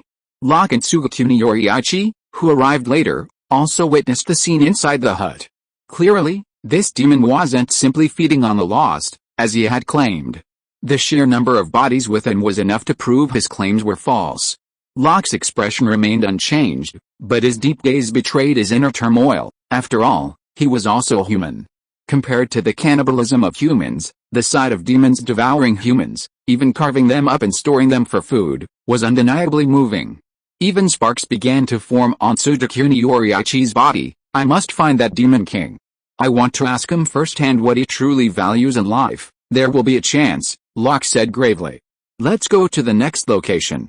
I believe we're not far from finding Muzan Kibutsuji. A moment later, a searing flame illuminated the dim wooden house. Having experienced this, and with the refinement of his new breathing technique, Locke no longer dissuaded the Demon Slayer Corps from their increasingly frequent demon-eliminating operations. Most of these members of the Demon Slayer Corps harbored an irreconcilable hatred for demons. Having learned the breathing technique and possessed the Nichiren sword, they were eager to slay demons and seek revenge. Yoriichi Tsujikuni taught the Demon Slayer Corps breathing techniques. Over time, some talented swordsmen awakened their markings. With the right tactics, they could even slay demons of rank strength. As a result, the Demon Slayer Corps gradually gained the upper hands in their battles with demons. A large number of demons in the Kyoto area were eliminated, but this also attracted the attention of Muzan Kibutsuji. Oh, this demon is indeed formidable. To be safe, let's eliminate it completely. The Demon Slayer Corps swordsman looked at the demon's head lying on the ground. Normally, severing the head will kill the demon, but some powerful demons can still survive even with their heads severed. Therefore, to be on the safe side, the Demon Slayer Corps swordsman always completely sever the demon's head. This Demon Slayer Corps swordsman was one of the few top swordsmen to have awakened the markings. It took considerable effort to defeat his opponent. This demon was clearly one of those with exceptionally strong vitality, and he naturally wouldn't allow it to survive. Puff! The next moment, the Demon Slayer felt a sharp pain in his chest. A pale arm burst out of his chest. He could clearly feel his life slipping away. Master Muzan, at this moment, the demon who had been trying to play dead spoke in surprise. You finally appeared. If I hadn't appeared, you worthless people would have been killed, Muzan said in a deep voice. Now tell me, how many demon slayer swordsmen like you are left? Muzan was also furious. Not long after Rauji suddenly disappeared, the once insignificant demon slayer corps suddenly mastered a breathing technique that allowed them to burst into combat power comparable to that of demons. Combined with the Nichiren sword, which could damage demons, demons near Kyoto have been slain continuously recently. Upon noticing these changes, Muzan did not immediately take action. His cautious nature led him to quietly observe the strength of the demon slayer corps members. After repeated confirmation, Muzan realized that even the most powerful of these swordsmen could not threaten him. Furthermore, their strength was derived from their life force. Even some demon slayers, whose life force had been depleted, had died. Only then did Muzan feel relieved and decided to attack. The spotted swordsman showed no sign of submission in the face of the Demon King, his gaze filled with deep hatred. Muzan, already familiar with such a look, ignored it and said dismissively, "It doesn't matter if you don't tell me. I already know the limits of your power. You are no threat to a perfect being like me. From now on, I will hunt you down one by one and destroy you all with the most brutal means." With that, Muzan pulled his arm from the demon slayer's chest and crushed the heart he had extracted. He then glanced at the demon who was attempting to reunite his head and body. Bang! The demon's head exploded instantly, turning into a pool of blood and broken bones, while Muzan Kibutsuji left without looking back. For Muzan Kibutsuji, there was no need for a waste who had failed once to exist. However, his pride made him ignore the secret mark left by the swordsman of the Demon Slayer Corps before his death. It was a long time after Muzan Kibutsuji left that a spy from the Ubuayashiki clan appeared here. After some investigation, he found the secret code left by the swordsman of the Demon Slayer Corps and passed the message on. At the same time, there was also a visitor to Yoriichi Tsugakuni's place. Mr. Locke, this is my brother, Iwakatsu Tsugakuni, a very outstanding swordsman, Yoriichi Tsugakuni introduced to Locke. I have heard of your reputation. You are indeed a very ambitious swordsman, Locke smiled and nodded, taking a closer look at the other person. As a brother, he bears a passing resemblance to Tsugakuni Yoriichi, having grown up together. He approached Yoriichi, wounded, with news of the Tsugakuni clan's genocide at the hands of demons. Locke was intrigued by his presence, recalling that he later backstabbed Yoriichi and joined forces with Muzan Kibutsuji, even transforming into a demon and surviving hundreds of years later. His presence here suggests he's considering joining the Demon King, perhaps even already, as escaping from the annihilation of his clan would be difficult. Locke doesn't hold much contempt for his decision to become a demon. After all, most people are selfish, and the prospect of saving their lives and significantly extending their lifespans is undeniable. Locke has always been a man of few ideals, never considering himself noble. He's just an ordinary person, unlikely to become a hero like Tsugakuni Yoriichi. However, if Tsugakuni Iwakatsu chose to become a demon, they would become enemies. So since Jigoro Yanshang appeared, Locke has been secretly observing his movements to see if he can get some evidence of the other party in advance and remind Jigoro Yuanayu to be careful in advance. Chapter 268 One Move. After receiving news that the Demon Slayer Corps had discovered Muzan Kibutsuji's whereabouts, Locke and Yoriichi Tsugakuni quickly rushed over. However, the intelligence officers couldn't keep a close eye on the Demon King, and could only roughly confirm Muzan Kibutsuji's range of activities. Fortunately, with Locke's covert guidance, they were able to quickly block him in front of the gate of a house in the suburbs of Kyoto that night. Muzan Kibutsuji quickly noticed the three people who were deliberately blocking his way. Two imposing swordsmen, and a young man who looked handsome but otherwise unimpressive. One of the swordsmen exuded a faint magnetic field like the sun, which made Muzan Kibutsuji feel disgusted. Looks like I'm a step too late. Catching a glimpse of the bloody scene within the mansion from behind Muzan Kibutsuji, Tsugakuni Yoriichi quickly turned his gaze towards him. I'm here to avenge all those you've killed. I'm putting my life on the line. As he spoke, his eyes began to glow with a blazing golden light as he practiced his breathing techniques, locking onto Muzan Kibutsuji. It really does feel like a fateful meeting, Locke smiled as he watched the confrontation between Muzan Kibutsuji and Yoriichi Tsugakuni. Muzan Kibutsuji still maintained his human form, but the faint, sinister, and bloody aura emanating from him was still palpable. You, our swordsman from the Demon Slayer Corps, Muzan Kibutsuji hadn't expected the Demon Slayer core to come to him. He also felt a particular aversion toward Yoriichi Tsugakuni, as if the two were inherently antagonistic. I have no interest in the swordsmen of the Demon Slayer Corps anymore, even those you call spotted swordsmen. Muzan Kibutsuji looked at the spotted patterns on Yoriichi Tsugakuni and said with a confident smile, "There's no way they can be my opponents. I wonder if you'll still dare to say that after you get beaten up." Looking at the confident look of the scumbag boss, Locke thought with some evil amusement. Yoriichi Tsugakuni looked serious and did not respond to Muzan Kibutsuji's words. He knew that the Demon King in front of him was an opponent he needed to go all out for. The Demon King in front of him is the strongest opponent I have ever encountered. I would like to trouble Mr. Locke and my brother to support me, although they could probably quickly deal with the Demon King if they attacked together with Yoriichi Tsugakuni. Locke nodded with the idea of watching the show. He and Iwakatsu Tsugakuni quietly retreated, leaving the battlefield to Yoriichi Tsugakuni. "Why aren't you joining in the attack?" Muzan was surprised and a little annoyed. "What do you foodies take me for?" As he spoke, he lost his human form. His right hand instantly bulged with twisted veins and muscles. "I am the Demon King." With a powerful sonic boom, Muzan's right hand transformed into a long whip and swept forward. The immense force cracked a masonry beneath his feet, shattering it into jagged fragments. Locke erected a magical barrier in front of him, blocking the attack, but the tall trees in the forest to the side were severed by the sweep. Tsugaku Iwakatsu stared at the Demon King's power in amazement, a strange emotion welling up in his heart. This level of power was beyond his imagination, and he wanted to obtain it. His gaze gradually grew fanatical at the thought. Locke remained calm, knowing full well that this was merely Muzan's final act of arrogance. He expected the beating he received would turn him into a scumbag. Facing this blow, Tsugakuni Yoriichi moved swiftly, as if foreseeing the coming blow, dodging Muzan's sweeping blow in advance. Forming markings not only greatly enhances physical fitness, but the resulting transparent world also greatly enhances senses, allowing for early detection of Muzan's attacks. The markings, fully activated, turned crimson as red as iron. Through the transparent world, Tsugakuni Yoriichi pinpointed the locations of Muzan's 5 heads and 7 hearts, gaining a precise understanding of the paths of his blood vessels and muscles, allowing him to easily anticipate Muzan's attacks.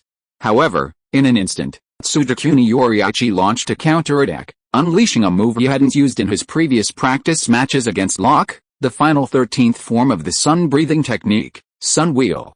Muzan didn't even react. In the darkness, it was as if a sun rose, a blazing halo of light engulfing a hurricane of flames that instantly filled the surrounding area, illuminating it like a midday sun. Amidst this intense light, the tall and lithe figure of Yoriichi Tsugakuni wielded the Nichiren blade, inflicting pain on Muzan Kibutsuji, a pain he hadn't felt in the centuries since becoming the Demon King.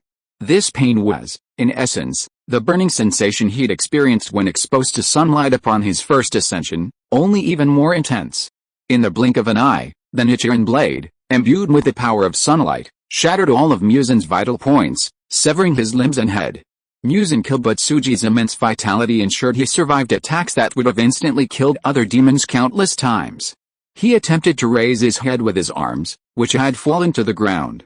However, the once tight bond between flesh and blood was completely lost, leaving him feeling only the agonizing pain of the scorching sun. "So, answer me now, what do you truly value in life?" Yoriichi Tsugakuni stared blankly at Muzan Kibutsuji.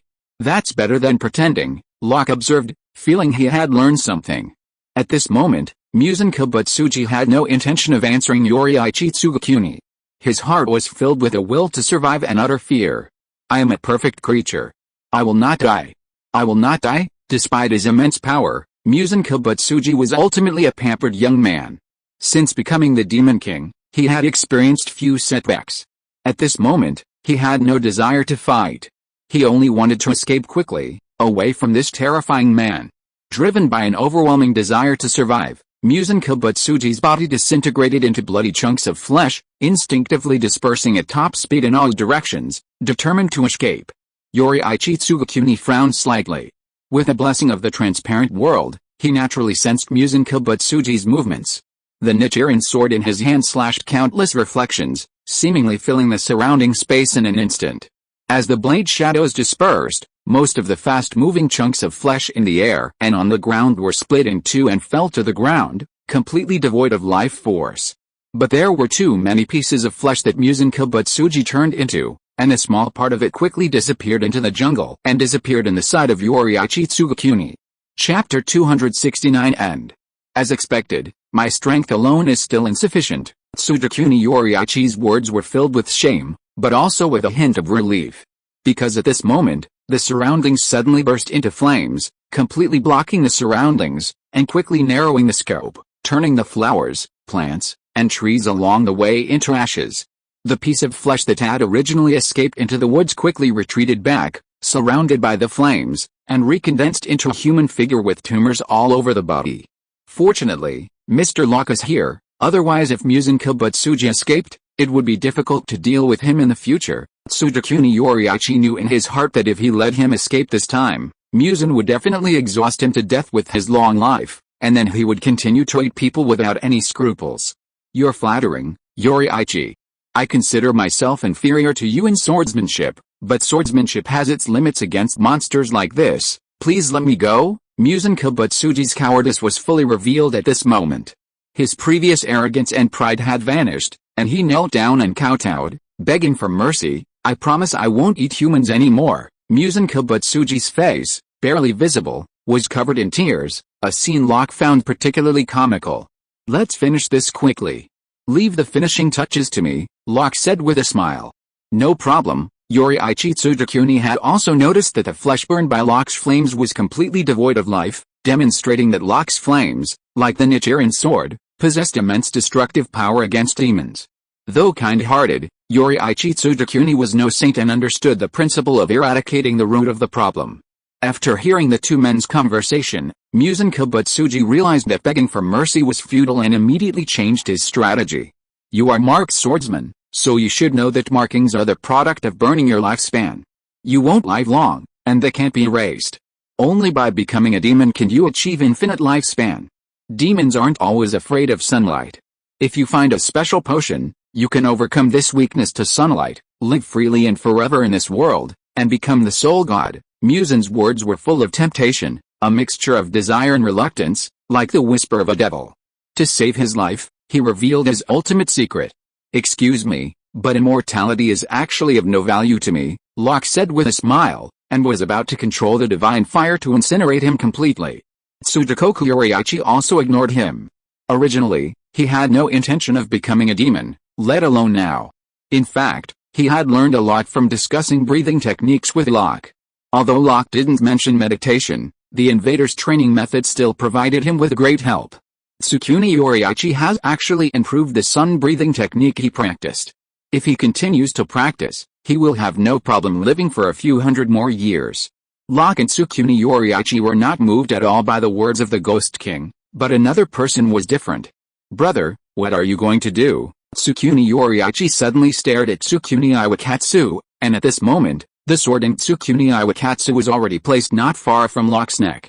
I'm sorry, Yoriichi, Tsukuni Iwakatsu said slowly, I am also a swordsman who has cultivated a marking. But I don't want to die yet, so Mr. Locke, please let this Ghost King go, otherwise, as Tsukuni Yoriichi's brother, Tsukuni Iwakatsu also has extraordinary qualifications and had reached a marking realm at an early age. This gave him great power, but at the same time, the loss of vitality also made him feel fearful. Sigh. I thought you'd already joined the demons, but it's the same now. Locke ignored the long sword just centimeters away from his neck and said slowly, if you had just held on a little longer, Yoriichi wouldn't have let you die like this. What a pity, he hadn't read the entire novel in his previous life, so he didn't know the details of Jigoro Yansheng's betrayal, but at this moment, Jigoro Yansheng seemed to have made the same choice. You? Looking at the calm Jigoro Yansheng instinctively sensed something was wrong. He immediately wanted to swing his sword with all his might, to kill Jigoro first, and perhaps dissipate the flames that trapped the Demon King.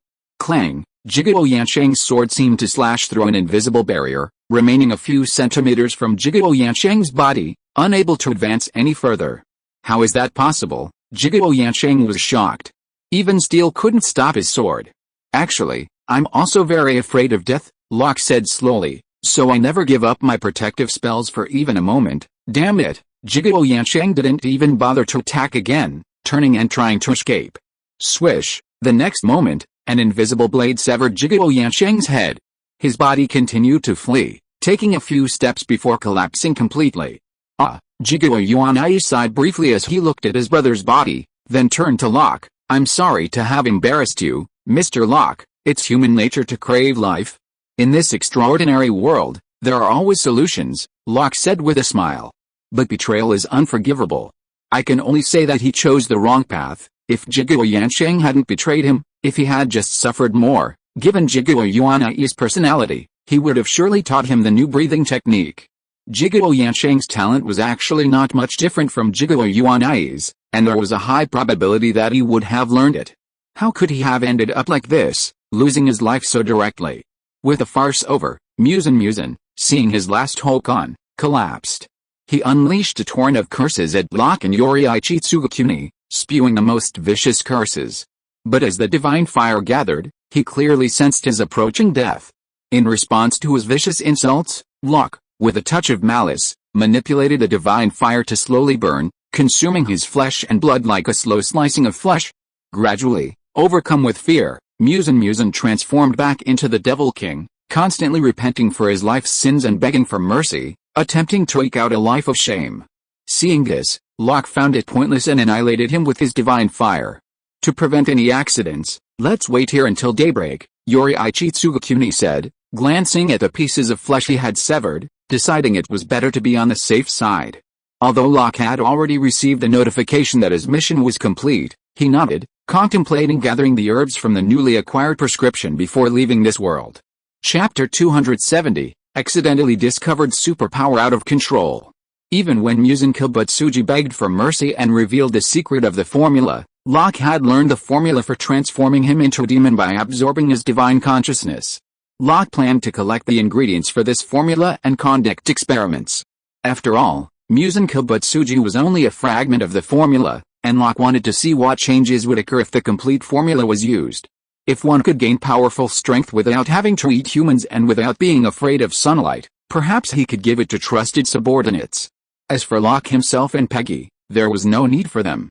The ultimate physical enhancements achieved by the new modified second-type meditation method far exceeded the physical changes caused by this formula.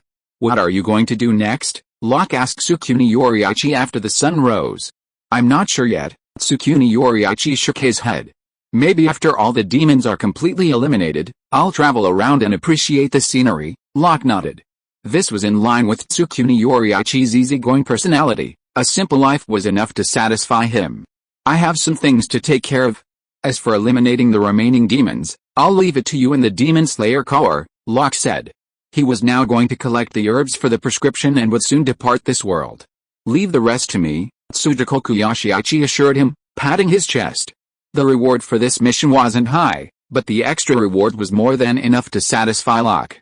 In front of the high school, Locke parked the car and said to Julie, who was sitting in the passenger seat, do you want me to come with you? No, I'm just delivering something to Lucy and will be back soon.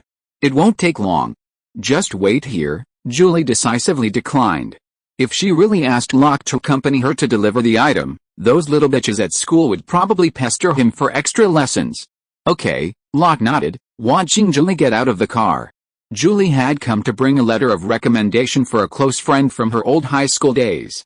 This friend was also an extremely hard-working girl, a grade below her. Because of her modest family background, she naturally couldn't get a significant letter of recommendation. After receiving the request for help, Julie obtained a letter of recommendation from Locke and prepared to send it to him, at least to give him some chance against those cheating players. Julie didn't plan to stay too long. After all, after college, she and Locke wouldn't have many opportunities to spend time together. Watching Julie enter the campus, Locke was about to turn on the radio when two familiar faces caught his attention. Hey, Andrew, don't be so listless. I have some good news. This Andrew wasn't the son of the neighboring housewife, Bree, but another young man with the same name. He was currently fiddling with an old video camera. The young man next to him, noticing his lack of enthusiasm, said, there's a party tonight at Haven Hill. A lot of people are planning to come. Isn't that place closed? Andrew finally showed a hint of interest, no longer indifferent. After all, young men his age are quite interested in parties. Yet, it was abandoned, but we've repurposed it. Let's go. It's cool. I don't want to go, Andrew hesitated, then shook his head. "You should go by yourself, Matt." Matt couldn't help but frown at Andrew's expression. He knew his family situation. If it weren't for his parents, Andrew wouldn't be where he is now. Thinking of this, Matt continued to persuade him. "How long has it been since you last went to a party?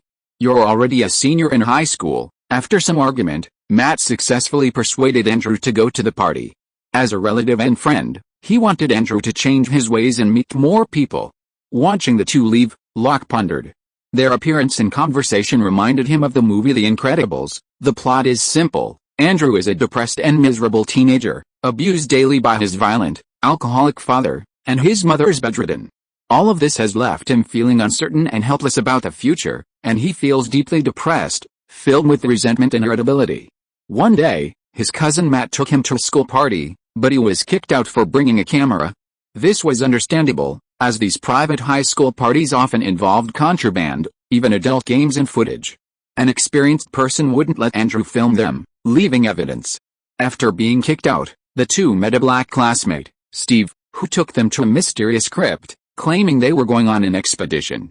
There, they discovered a mysterious crystal, which granted them superpowers, allowing them to move objects and fly.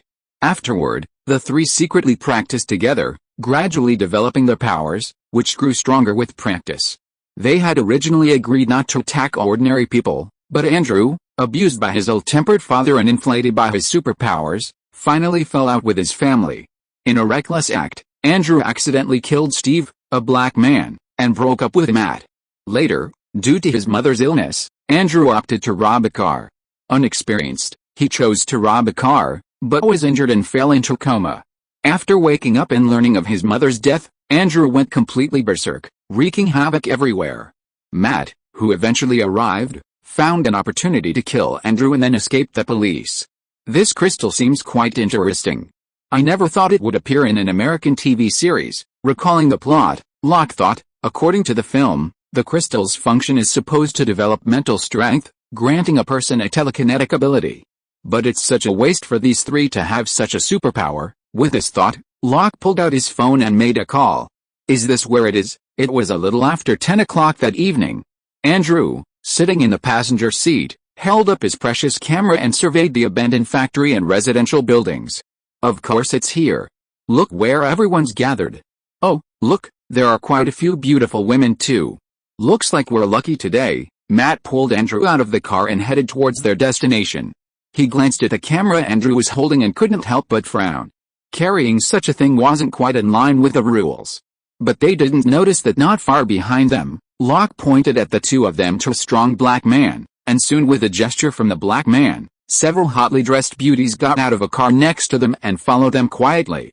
If you're listening to this novel on a channel other than Fanfic World, it means they downloaded and uploaded it without effort. We cordially invite you to visit our channel, Mundo Fanfic Novelis. There you'll find the original version of this story and you can explore many other novels of various genres.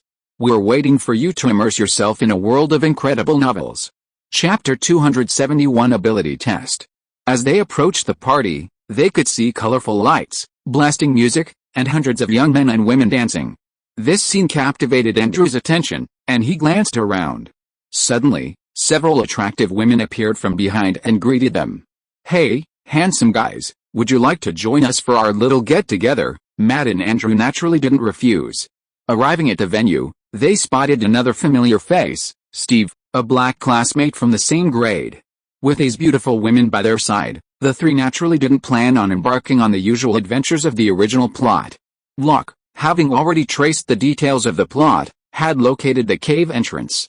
After confirming that the three men were trapped, they arrived and rejoined the others waiting there. Paige, Ashley, Hermione, and Fleur, the four girls, had been waiting there for a while. "What's the matter with calling us all here all of a sudden?" Paige asked directly upon seeing Locke. "Of course it's good news," Locke said, entering the cave first. "Follow me." He had arranged for several professional women to keep the three protagonists company to avoid interruption. Locke didn't want three people suddenly appearing at such a crucial moment. Seeing this, the four girls followed suit. They then heard a series of eerie noises, like the vibrations of some high-frequency electromagnetic wave. That noise, Hermione couldn't help but ask, "Teacher, what's this thing here?" You suddenly called us all here and said you had something good to show us, a treasure that increases our mental power, Locke said. It'll be very beneficial to us, increase mental power. The girls were slightly surprised. If it were real, it would be a good thing. The importance of mental power to a magician goes without saying. The 5 of them continued through the cavern, less than 5 feet high. After a while, they finally arrived at a slightly wider area. A large crystal sat in the center. The crystal had a strange shape, resembling a sea urchin, and emitted a deep blue light. Beyond a large central piece, this sea urchin crystal also had prismatic crystal pillars extending in all directions, each with black markings, adding to the eerie appearance of the scene before him. However, Locke had already used magic to scan the surroundings and found no trace of anyone, as if the object had simply appeared out of thin air. Is this the treasure you were talking about? Ashley examined the sea urchin crystal with curiosity. How do I use it? It's simple, just place your hand on it, Locke said, grasping the tip of one of the prismatic pillars. Immediately, the diamond-shaped crystal pillars, which had originally glowed blue, began to turn red. The eerie sound grew louder, and the entire sea urchin crystal turned red, its blue light also turning red. The 4 girls were startled by this, but at Locke's encouragement, they each placed their hands on the crystal. Under the red light, Locke could sense that his brain was undergoing a remarkable transformation under the influence of a special power. Is this my brain being activated? Locke wondered, carefully sensing the changes within him. At the same time, the 4 girls noticed their bodies growing hotter, with Ashley feeling the most noticeable. Her brain seemed to be sluggish, as her mental power was the lowest. Meditation naturally develops the brain and increases mental power during practice. Peggy, Hermione, and Fleur had already reached a certain level, so they were able to withstand the enhanced power provided by the sea urchin crystal and remain lucid. Only Ashley, due to her low foundation and short training time, felt her body growing hotter and her mind becoming increasingly foggy. Fortunately, this was already the end of the process. The piercing sound became intermittent, and the red light began to flicker. A few seconds later, the sea urchin crystal suddenly erupted with a dazzling red light and a buzzing sound. Locke looked at Ashley again, only to see her looking a little dazed. She touched her forehead and had a small nosebleed. Fortunately, other than that, there was nothing serious.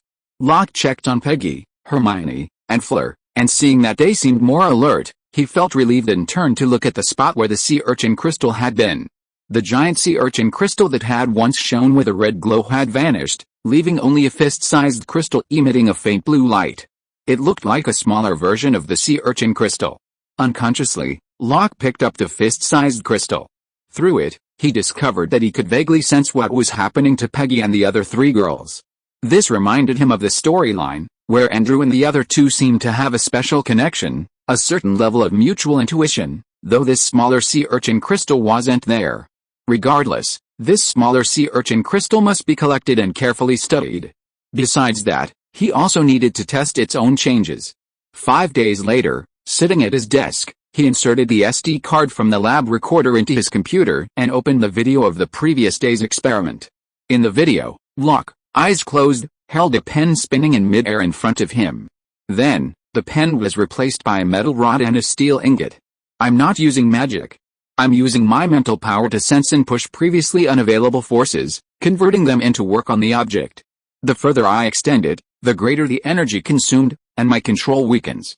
I could sense that a certain part of my brain was developing under the influence of the sea urchin crystal, resulting in this additional power generated by my mental power.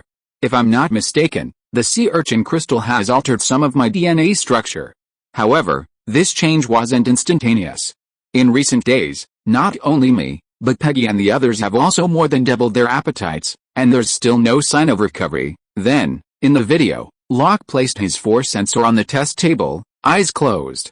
The electronic cursor beside him displayed 3.4 in newtons.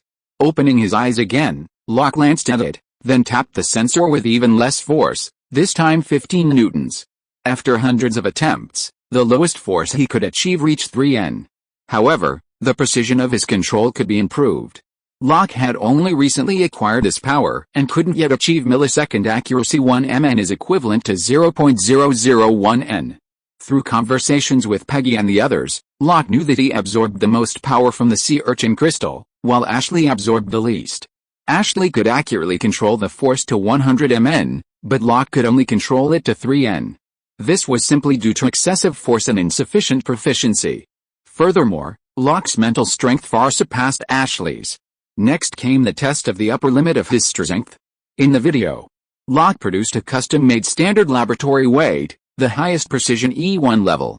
Starting with 500 grams and working his way up to 100 kilograms, Locke could clearly feel the increased strength and concentration required to maintain sufficient agility. Until the custom-made heavy cylindrical weight, the huge weight swung repeatedly and was slowly lifted. Locke was obviously struggling. However, it was different from the initial inability to lift it. Now his strength was still in the growth stage and had not reached its limit. Now Locke was considering the nature of his strength, so that he could practice it in a targeted way and play with it in various ways. Chapter 272 Electromagnetic Force and Speculation. As Locke watched the video of a previous experiment, he pondered it, and eventually noticed a detail, a 1-gram weight that moved as he manipulated it. Is this magnetism? Locke suddenly thought.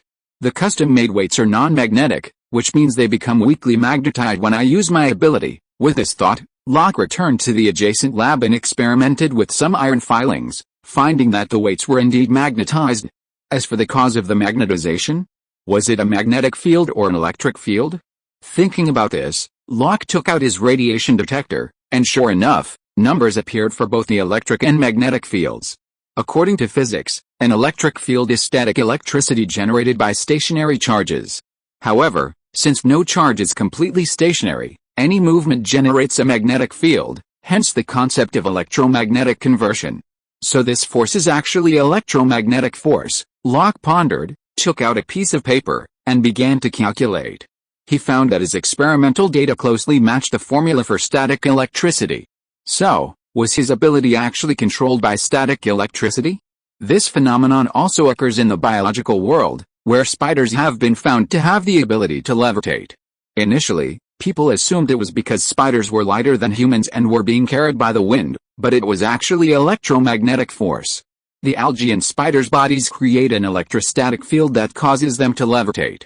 Locke's ability likely involves creating a highly concentrated, localized electric field, generating force and work.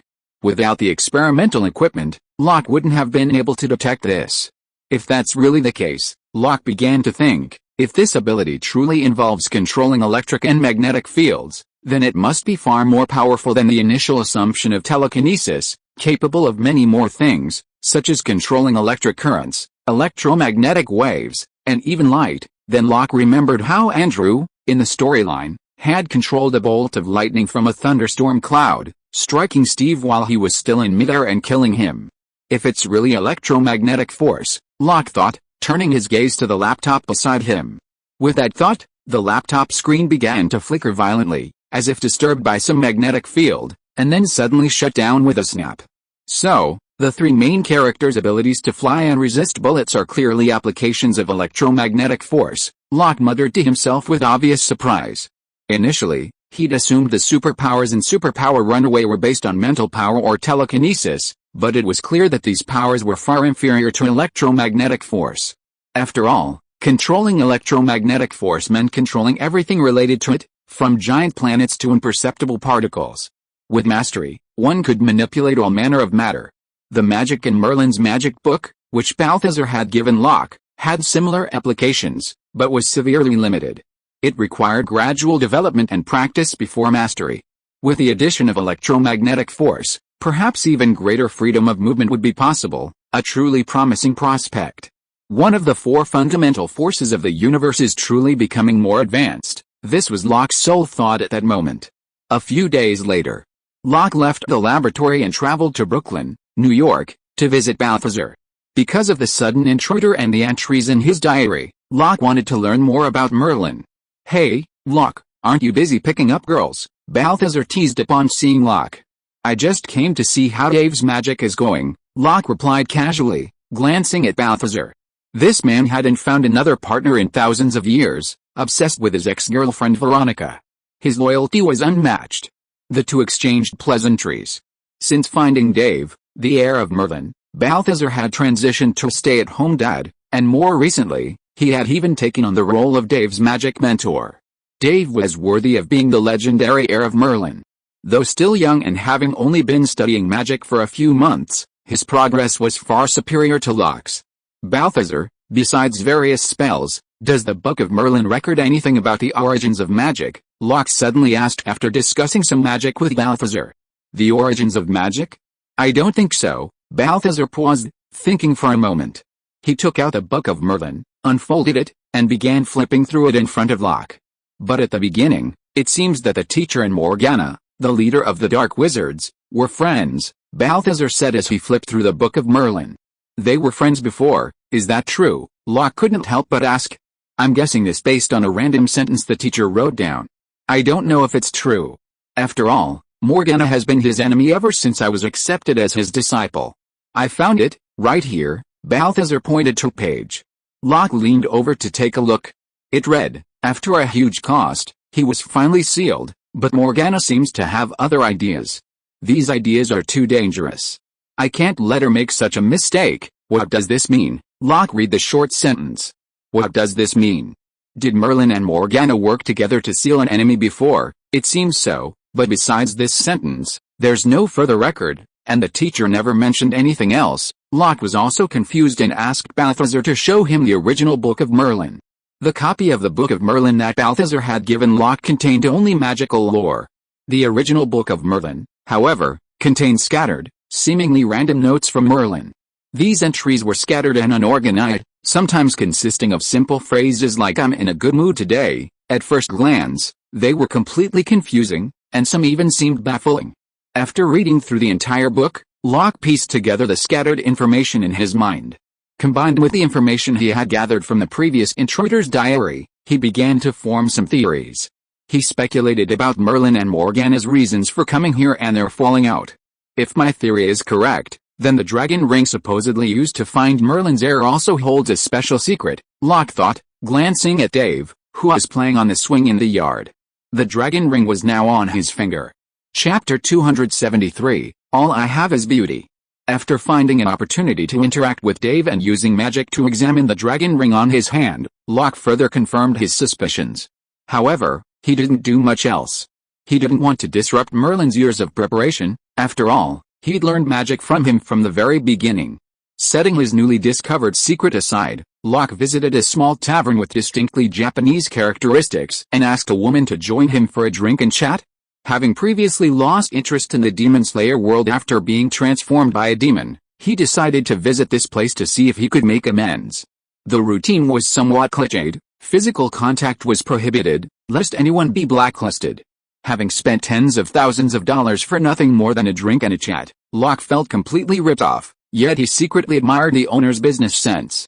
He was led to a second-floor room, reminiscent of an ancient Japanese boudoir. A Japanese woman with long black hair greeted him, her appearance, figure, and demeanor striking. This Japanese woman, Nagasawa Ryako, was clearly meticulously trained, even surpassing the wearer Locke had encountered at Rickshan Row. After a brief greeting, Locke was asked if he wanted to listen to some koto music. Locke nodded, and the mama-san beside him closed the door and retreated downstairs. The atmosphere and mood were both there, especially the boudoir-like decor that satisfied a man's curiosity. The bar owner was a true expert. While this kind of island-style music wasn't mainstream in the US, there might be some wealthy individuals who'd seen it all, and who knew how to appreciate it. It seemed as if Locke had come here specifically because he'd seen so much straightforward style in the US and wanted to experience the traditional customs of Japan. The koto music sounded quite elegant, but Locke couldn't place the piece. If it was Western classical music, he'd heard it all, having attended so many events for wealthy people in recent years. But when it came to traditional Japanese music, he had no idea what it was, but it sounded quite good. Before they knew it, the song was over. Nagasawa Ryako stood up, walked over to Locke, poured him a glass of wine, and said, "I heard from the mama-san that your name is Locke Lee. It's a rare surname. It's relatively rare in the United States, but it's a common surname in China. In the Tang Dynasty, it was even the national surname," Locke said with a smile. "I didn't expect you to know about China," Nagasawa Ryako asked with a hint of surprise. "I am very interested in Chinese culture. Maybe I was Chinese in my previous life." Locke took the wine glass that the other party had poured with wine and said, "It's a pity to say that. I actually want to see the brothels in ancient China and feel the elegance of the romantic and talented men. It's just that I don't have the opportunity. Coming here is just a reluctant experience, but it's still different after all. Are you dissatisfied here, sir? No, I am very satisfied. It's a pity that although the cultures of Japan and China are said to be of the same origin, there are still significant differences. Locke smiled and said, the one who entertained me this time is a beauty who can reach 90 points. This is already a surprise. Nagasawa Ayako smiled sweetly. Thank you for your compliment, but what about the remaining 10 points? There is no perfect existence in the world. Unless it is a fairy who has come down to earth. If the score is higher, it is a lie, so Miss Lindsay should not be too greedy. After the topic was opened, Locke chatted casually, and Nagasawa Lindsay followed Locke's words and cooperated, making some jokes when appropriate. It seemed that she had also received considerable training. She was very good at observing words and expressions and understood men's psychology well. After chatting for a while, Nagasawa Lindsay asked, you seem quite wealthy. Are you a company executive or an heirloom? I'm just lucky. I started my own business and made a little money, barely enough to make ends meet. Otherwise, I wouldn't be able to come here. Locke smiled and said, the prices here are so high, I can barely afford the entrance fee. You're too modest. Those who can spend money here aren't poor, but there aren't many who can compare to you. Nagasawa Lindsay smiled and said, most of my clients like to show off in front of me, but you rarely talk about it. You say you can barely make ends meet with your business. But in reality, you wear high-end custom-made clothes. A seemingly insignificant watch costs over $100,000. Only those who take money for granted are truly wealthy. There are those who come here who struggle to afford the entrance fee, but they're not completely broke. There was once an insurance company sales manager who came to see me every 2 months. Later, when they found out he was saving up money to see me, they had Mama-san refuse to see him. His behavior is already affecting his normal life. I don't want to earn that kind of money. I'd rather have clients like you come every day. Locke thought to himself that people in this business are truly discerning, and he chuckled. I think compared to stingy entrepreneurs like me, your favorite clients are probably those wealthy second generations who don't treat money like it, but are willing to spend it. Nagasawa Lindsay's words were indeed easy to impress, but upon closer inspection, there were problems. The rejection of the sales manager wasn't necessarily out of concern for the other person's livelihood, but more likely because they disliked the low spending and the small tip. Besides the $10,000 entrance fee, the music, and the food and drinks were all incredibly expensive. Even a simple meal would cost more than the entrance fee. Besides the expenses here, Locke estimated that asking the other person out would cost even more, and judging by the situation, it wouldn't take more than 3 or 5 times to get him started. But many men enjoy this hunting-like feeling, treating beautiful women as prey. It's just that there's no such thing as a good hunter often disguising themselves as prey. No, they're not. In fact, most of the rich second generation's spending is restricted by their families, and they prefer more exciting places, such as bars and dance halls. They basically don't like the atmosphere here. Instead, there are more successful people in their 30s and 40s who come here, and most of the time they come here to entertain guests. It's rare to see someone as young as you coming here specifically to relax. I just want to experience a different atmosphere. There was no point in hiding it in front of such a professional girl, so Locke said directly, I've played in bars and other places too much. If it weren't for friends asking me out, I wouldn't bother to go. Coming here feels a bit novel. But I can't come every day. I still have to spend time with my girlfriend. As expected, Ayako Nagasawa didn't have any strange expression. Instead, she asked curiously, what kind of woman would a man like you marry? A star? A model?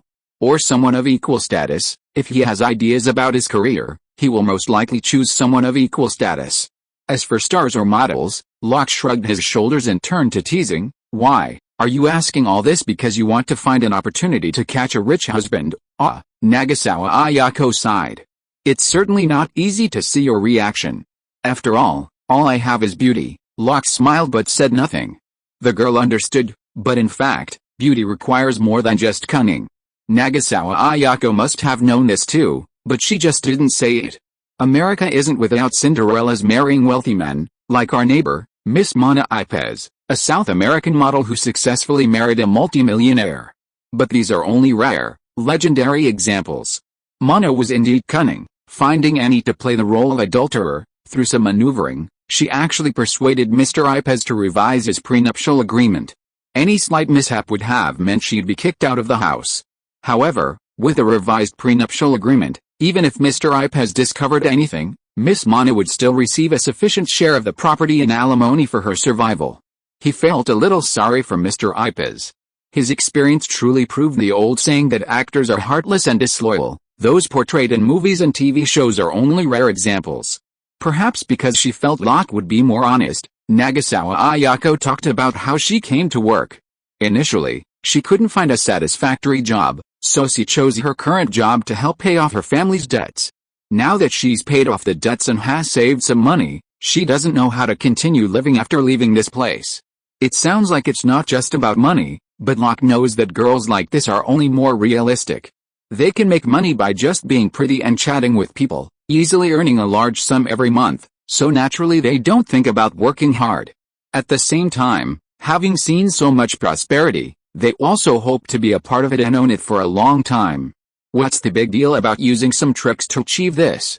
Chapter 274 Rio. After visiting the tavern a few times, Locke stopped going again. After all, it was just for the novelty of the experience.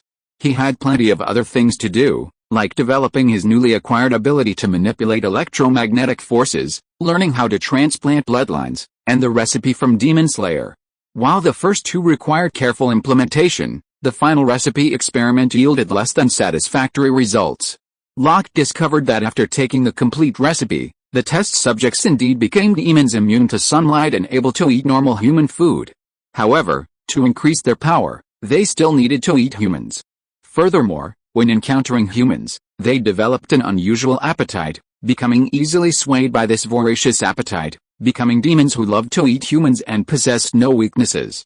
Locke had originally considered using the recipe to strengthen his subordinates, but after realizing this, he abandoned the idea and shelved it. After all, he didn't want to create monsters that preyed on humans. That would have challenged his human nature. After somewhat disappointingly erasing all traces of the experiment, Locke suddenly received a peculiar text message. He glanced at it, frowning slightly. After making a few phone calls, he arranged a private jet to fly directly to Brazil. The message was from Catalia, announcing that Lorraine had suddenly lost contact in Brazil. Even Locke was somewhat surprised by this news. Since taking control of Lorraine, Locke had provided her with funds to develop her power, allowing her to carry out dirty work when needed. He had also assigned Catalia to work under her, both to provide assistance and to monitor her. He hadn't expected Lorraine to run into any trouble. After all, she, now aliased as Sever, hadn't yet encountered the aura of a leading figure among the lumberjacks. Yet, this incident had occurred, and it was somewhat connected to Locke. Although Lorraine planned to expand her influence globally, her focus was currently on the United States. Her trip to Brazil was primarily to personally retrieve a crucial item, the blood orchid. Lorraine planned to establish a global criminal organization, which naturally involved violence. Therefore, Locke gave her the medicinal bath formula he had obtained from the textile factory. He even planned to use a few copies of the Demon Slayer formula, if it could be used, to strengthen Lorraine and her subordinates. Now that he had the medicinal bath formula, he needed the raw materials. Locke also gave Lorraine the blood orchid plantation in Brazil. Lorraine's mishap occurred when she suddenly lost contact while preparing to harvest mature blood orchids in Brazil. No news on her yet? Keep sending people to investigate, and report back to me as soon as you have any. Sitting in the seat of his private jet, Locke hung up the phone, his fingers tapping rhythmically on the armrest. The blood orchid plantation was a secretive one. After learning of its existence from the textile factory, he made a special trip to Brazil and relocated it to a location known only to him. After returning from the Harry Potter world, he transplanted a portion of the blood orchids to the fairy tale world and later handed the plantation over to Lorraine. Before then, Locke was the only person who knew the location. According to Catalia, Lorraine had only brought a few close associates with her to Brazil. Catalia didn't even know why Lorraine had gone there. She only realized something was amiss when Lorraine didn't contact her on time. Locke had only assumed, based on Lorraine's location in Brazil, that she was going to retrieve the blood orchid. Now, it seemed likely she had been ambushed. Don't you have any information there? Locke glanced at Vanessa, who sat across from him. I've already contacted a few familiar local figures in Brazil. They'll definitely let me know if there's any information. Okay, Locke nodded, knowing that for now, he could only wait for news. His influence and connections were primarily in the United States. He did have ways to extend his influence to Brazil, mostly through official or affiliated channels. But the detours involved were numerous, and the key was the potential for alerting the enemy. He might not even be able to find them, but their presence would be known. This contradicted Locke's apparent plan to distance himself from the situation. After landing in Rio, Locke and Vanessa checked into their pre-booked hotel. Then, one of them, stealthily, used teleportation to reach the blood orchid plantation, where they discovered traces of blood and 2 bodies. Neither body was Lorraine's. A closer inspection revealed numerous military boot prints, allowing them to reconstruct the scene. Lorraine was likely ambushed and captured by a group. There were few bullet holes, and the 2 men were killed by sniper fire, a deliberate and unintentional act. No wonder Lorraine didn't escape. Back at the hotel, Locke said to Vanessa, "Ask if there's been any manpower redeployments in this area." Vanessa nodded, made a few phone calls, and then left. Locke also left. Rio de Janeiro is a world-renowned tourist destination, its scenery breathtakingly beautiful. On the other hand, New York, known as Gotham, is a paradise compared to this. At least the Yang Feng gang of traffickers in New York wouldn't send out personnel to stand guard at the entrances of neighborhoods, openly armed with automatic weapons, to guard their territory. Traffickers in New York would hide their guns under clothing or in secluded corners, and wouldn't dare openly use high-powered weapons. Rio's prosperous downtown and south are where the wealthy and foreign tourists flock most, while the rest of the city is dotted with slums of all sizes, the two seemingly incompatible and sharply divided.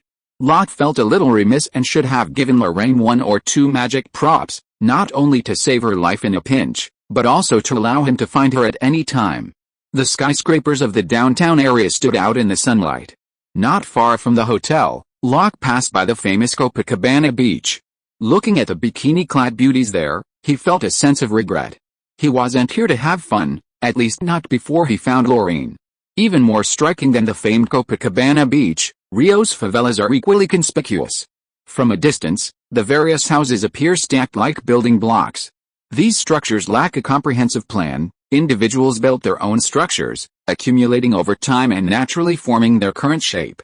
While the old saying goes, mountains behind and the sea in front is considered prime location, many favelas occupy these prime locations.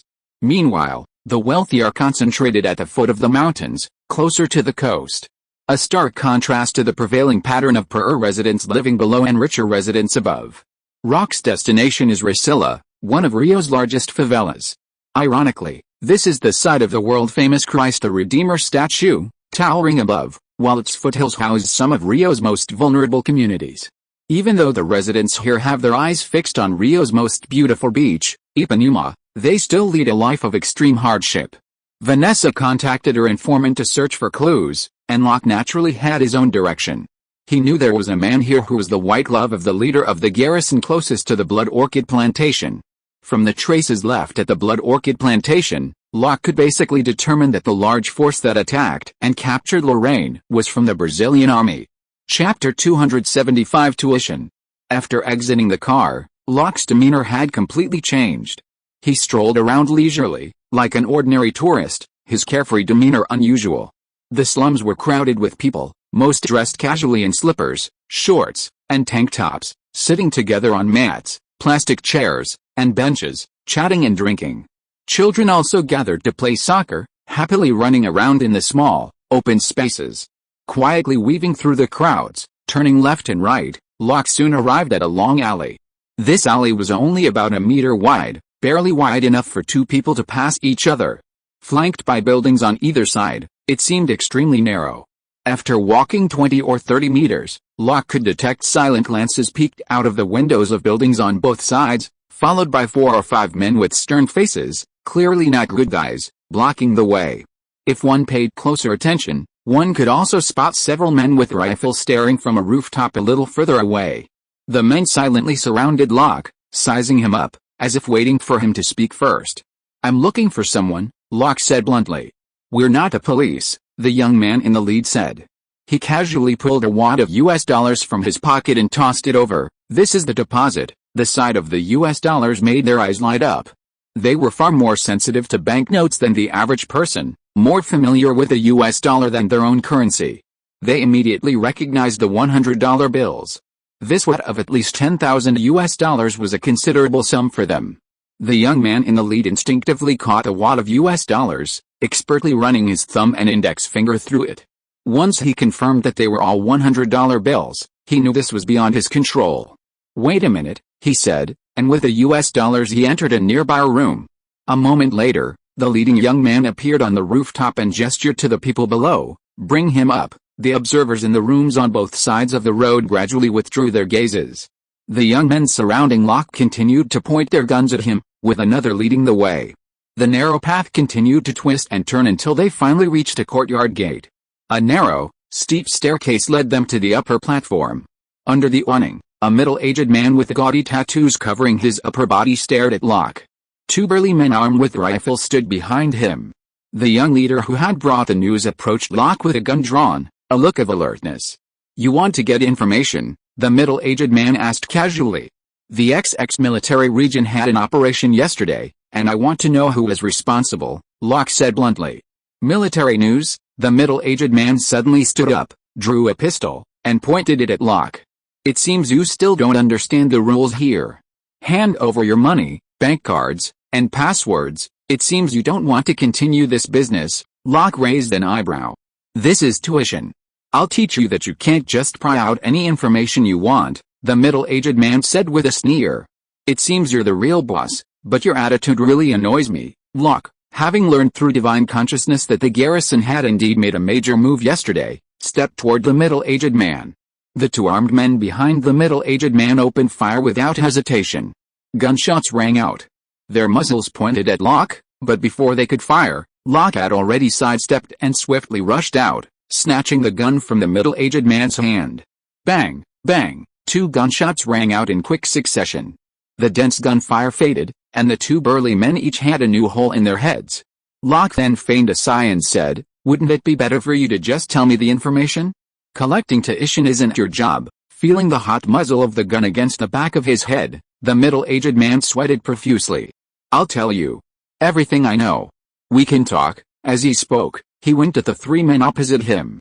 The three men raised their guns simultaneously, and he suddenly lunged to the side. Bang, bang, bang, three more shots rang out, and each of the three men opposite him had a bullet in the middle of their foreheads. Casually tossing his gun aside, Locke took a few steps forward and stomped on the right foot of the middle-aged man who had just fallen to the ground. The middle-aged man screamed in agony, but the foot had shattered the bones in his right foot. A truly intelligent person usually knows who's the wolf and who's the sheep, and makes the right choice at the right time. "But you," Locke crouched down, a smile playing on his face as he said to the middle-aged man, "you don't seem truly intelligent." Holding back the excruciating pain in his foot, the middle-aged man gasped for breath and begged incoherently, "Let me go, let me go. You can have whatever you want. Didn't I tell you what I want from the beginning?" Locke said, his fingertip flicking. A metal hammer struck the middle-aged man's leg, instantly shattering his left knee. The middle-aged man screamed again. Locke, hammer in hand, said, "Where do you say I should hit next? Left or right? I've tried both. You can even call on your little brother." At this, Locke suddenly snapped his fingers, and two men, gun-wielding, who had rushed in from the doorway, fell backwards, two holes piercing their heads. "I said, don't," I said. "What do you want to know?" the middle-aged man begged, holding back the pain. "Your memory is terrible. I told you it was yesterday's operation by the XX military region. And where are they now? Are they returning to camp or not back to camp? I don't know where they went. I just know they're staying at a nearby stronghold." This time, the middle-aged man didn't hesitate. "I don't know where, but they seem to have their sights on another woman. They asked me for information not long ago." As he spoke, Locke snapped his fingers again. With screams and the sound of bodies tumbling, the two men who had tried to sneak up were killed.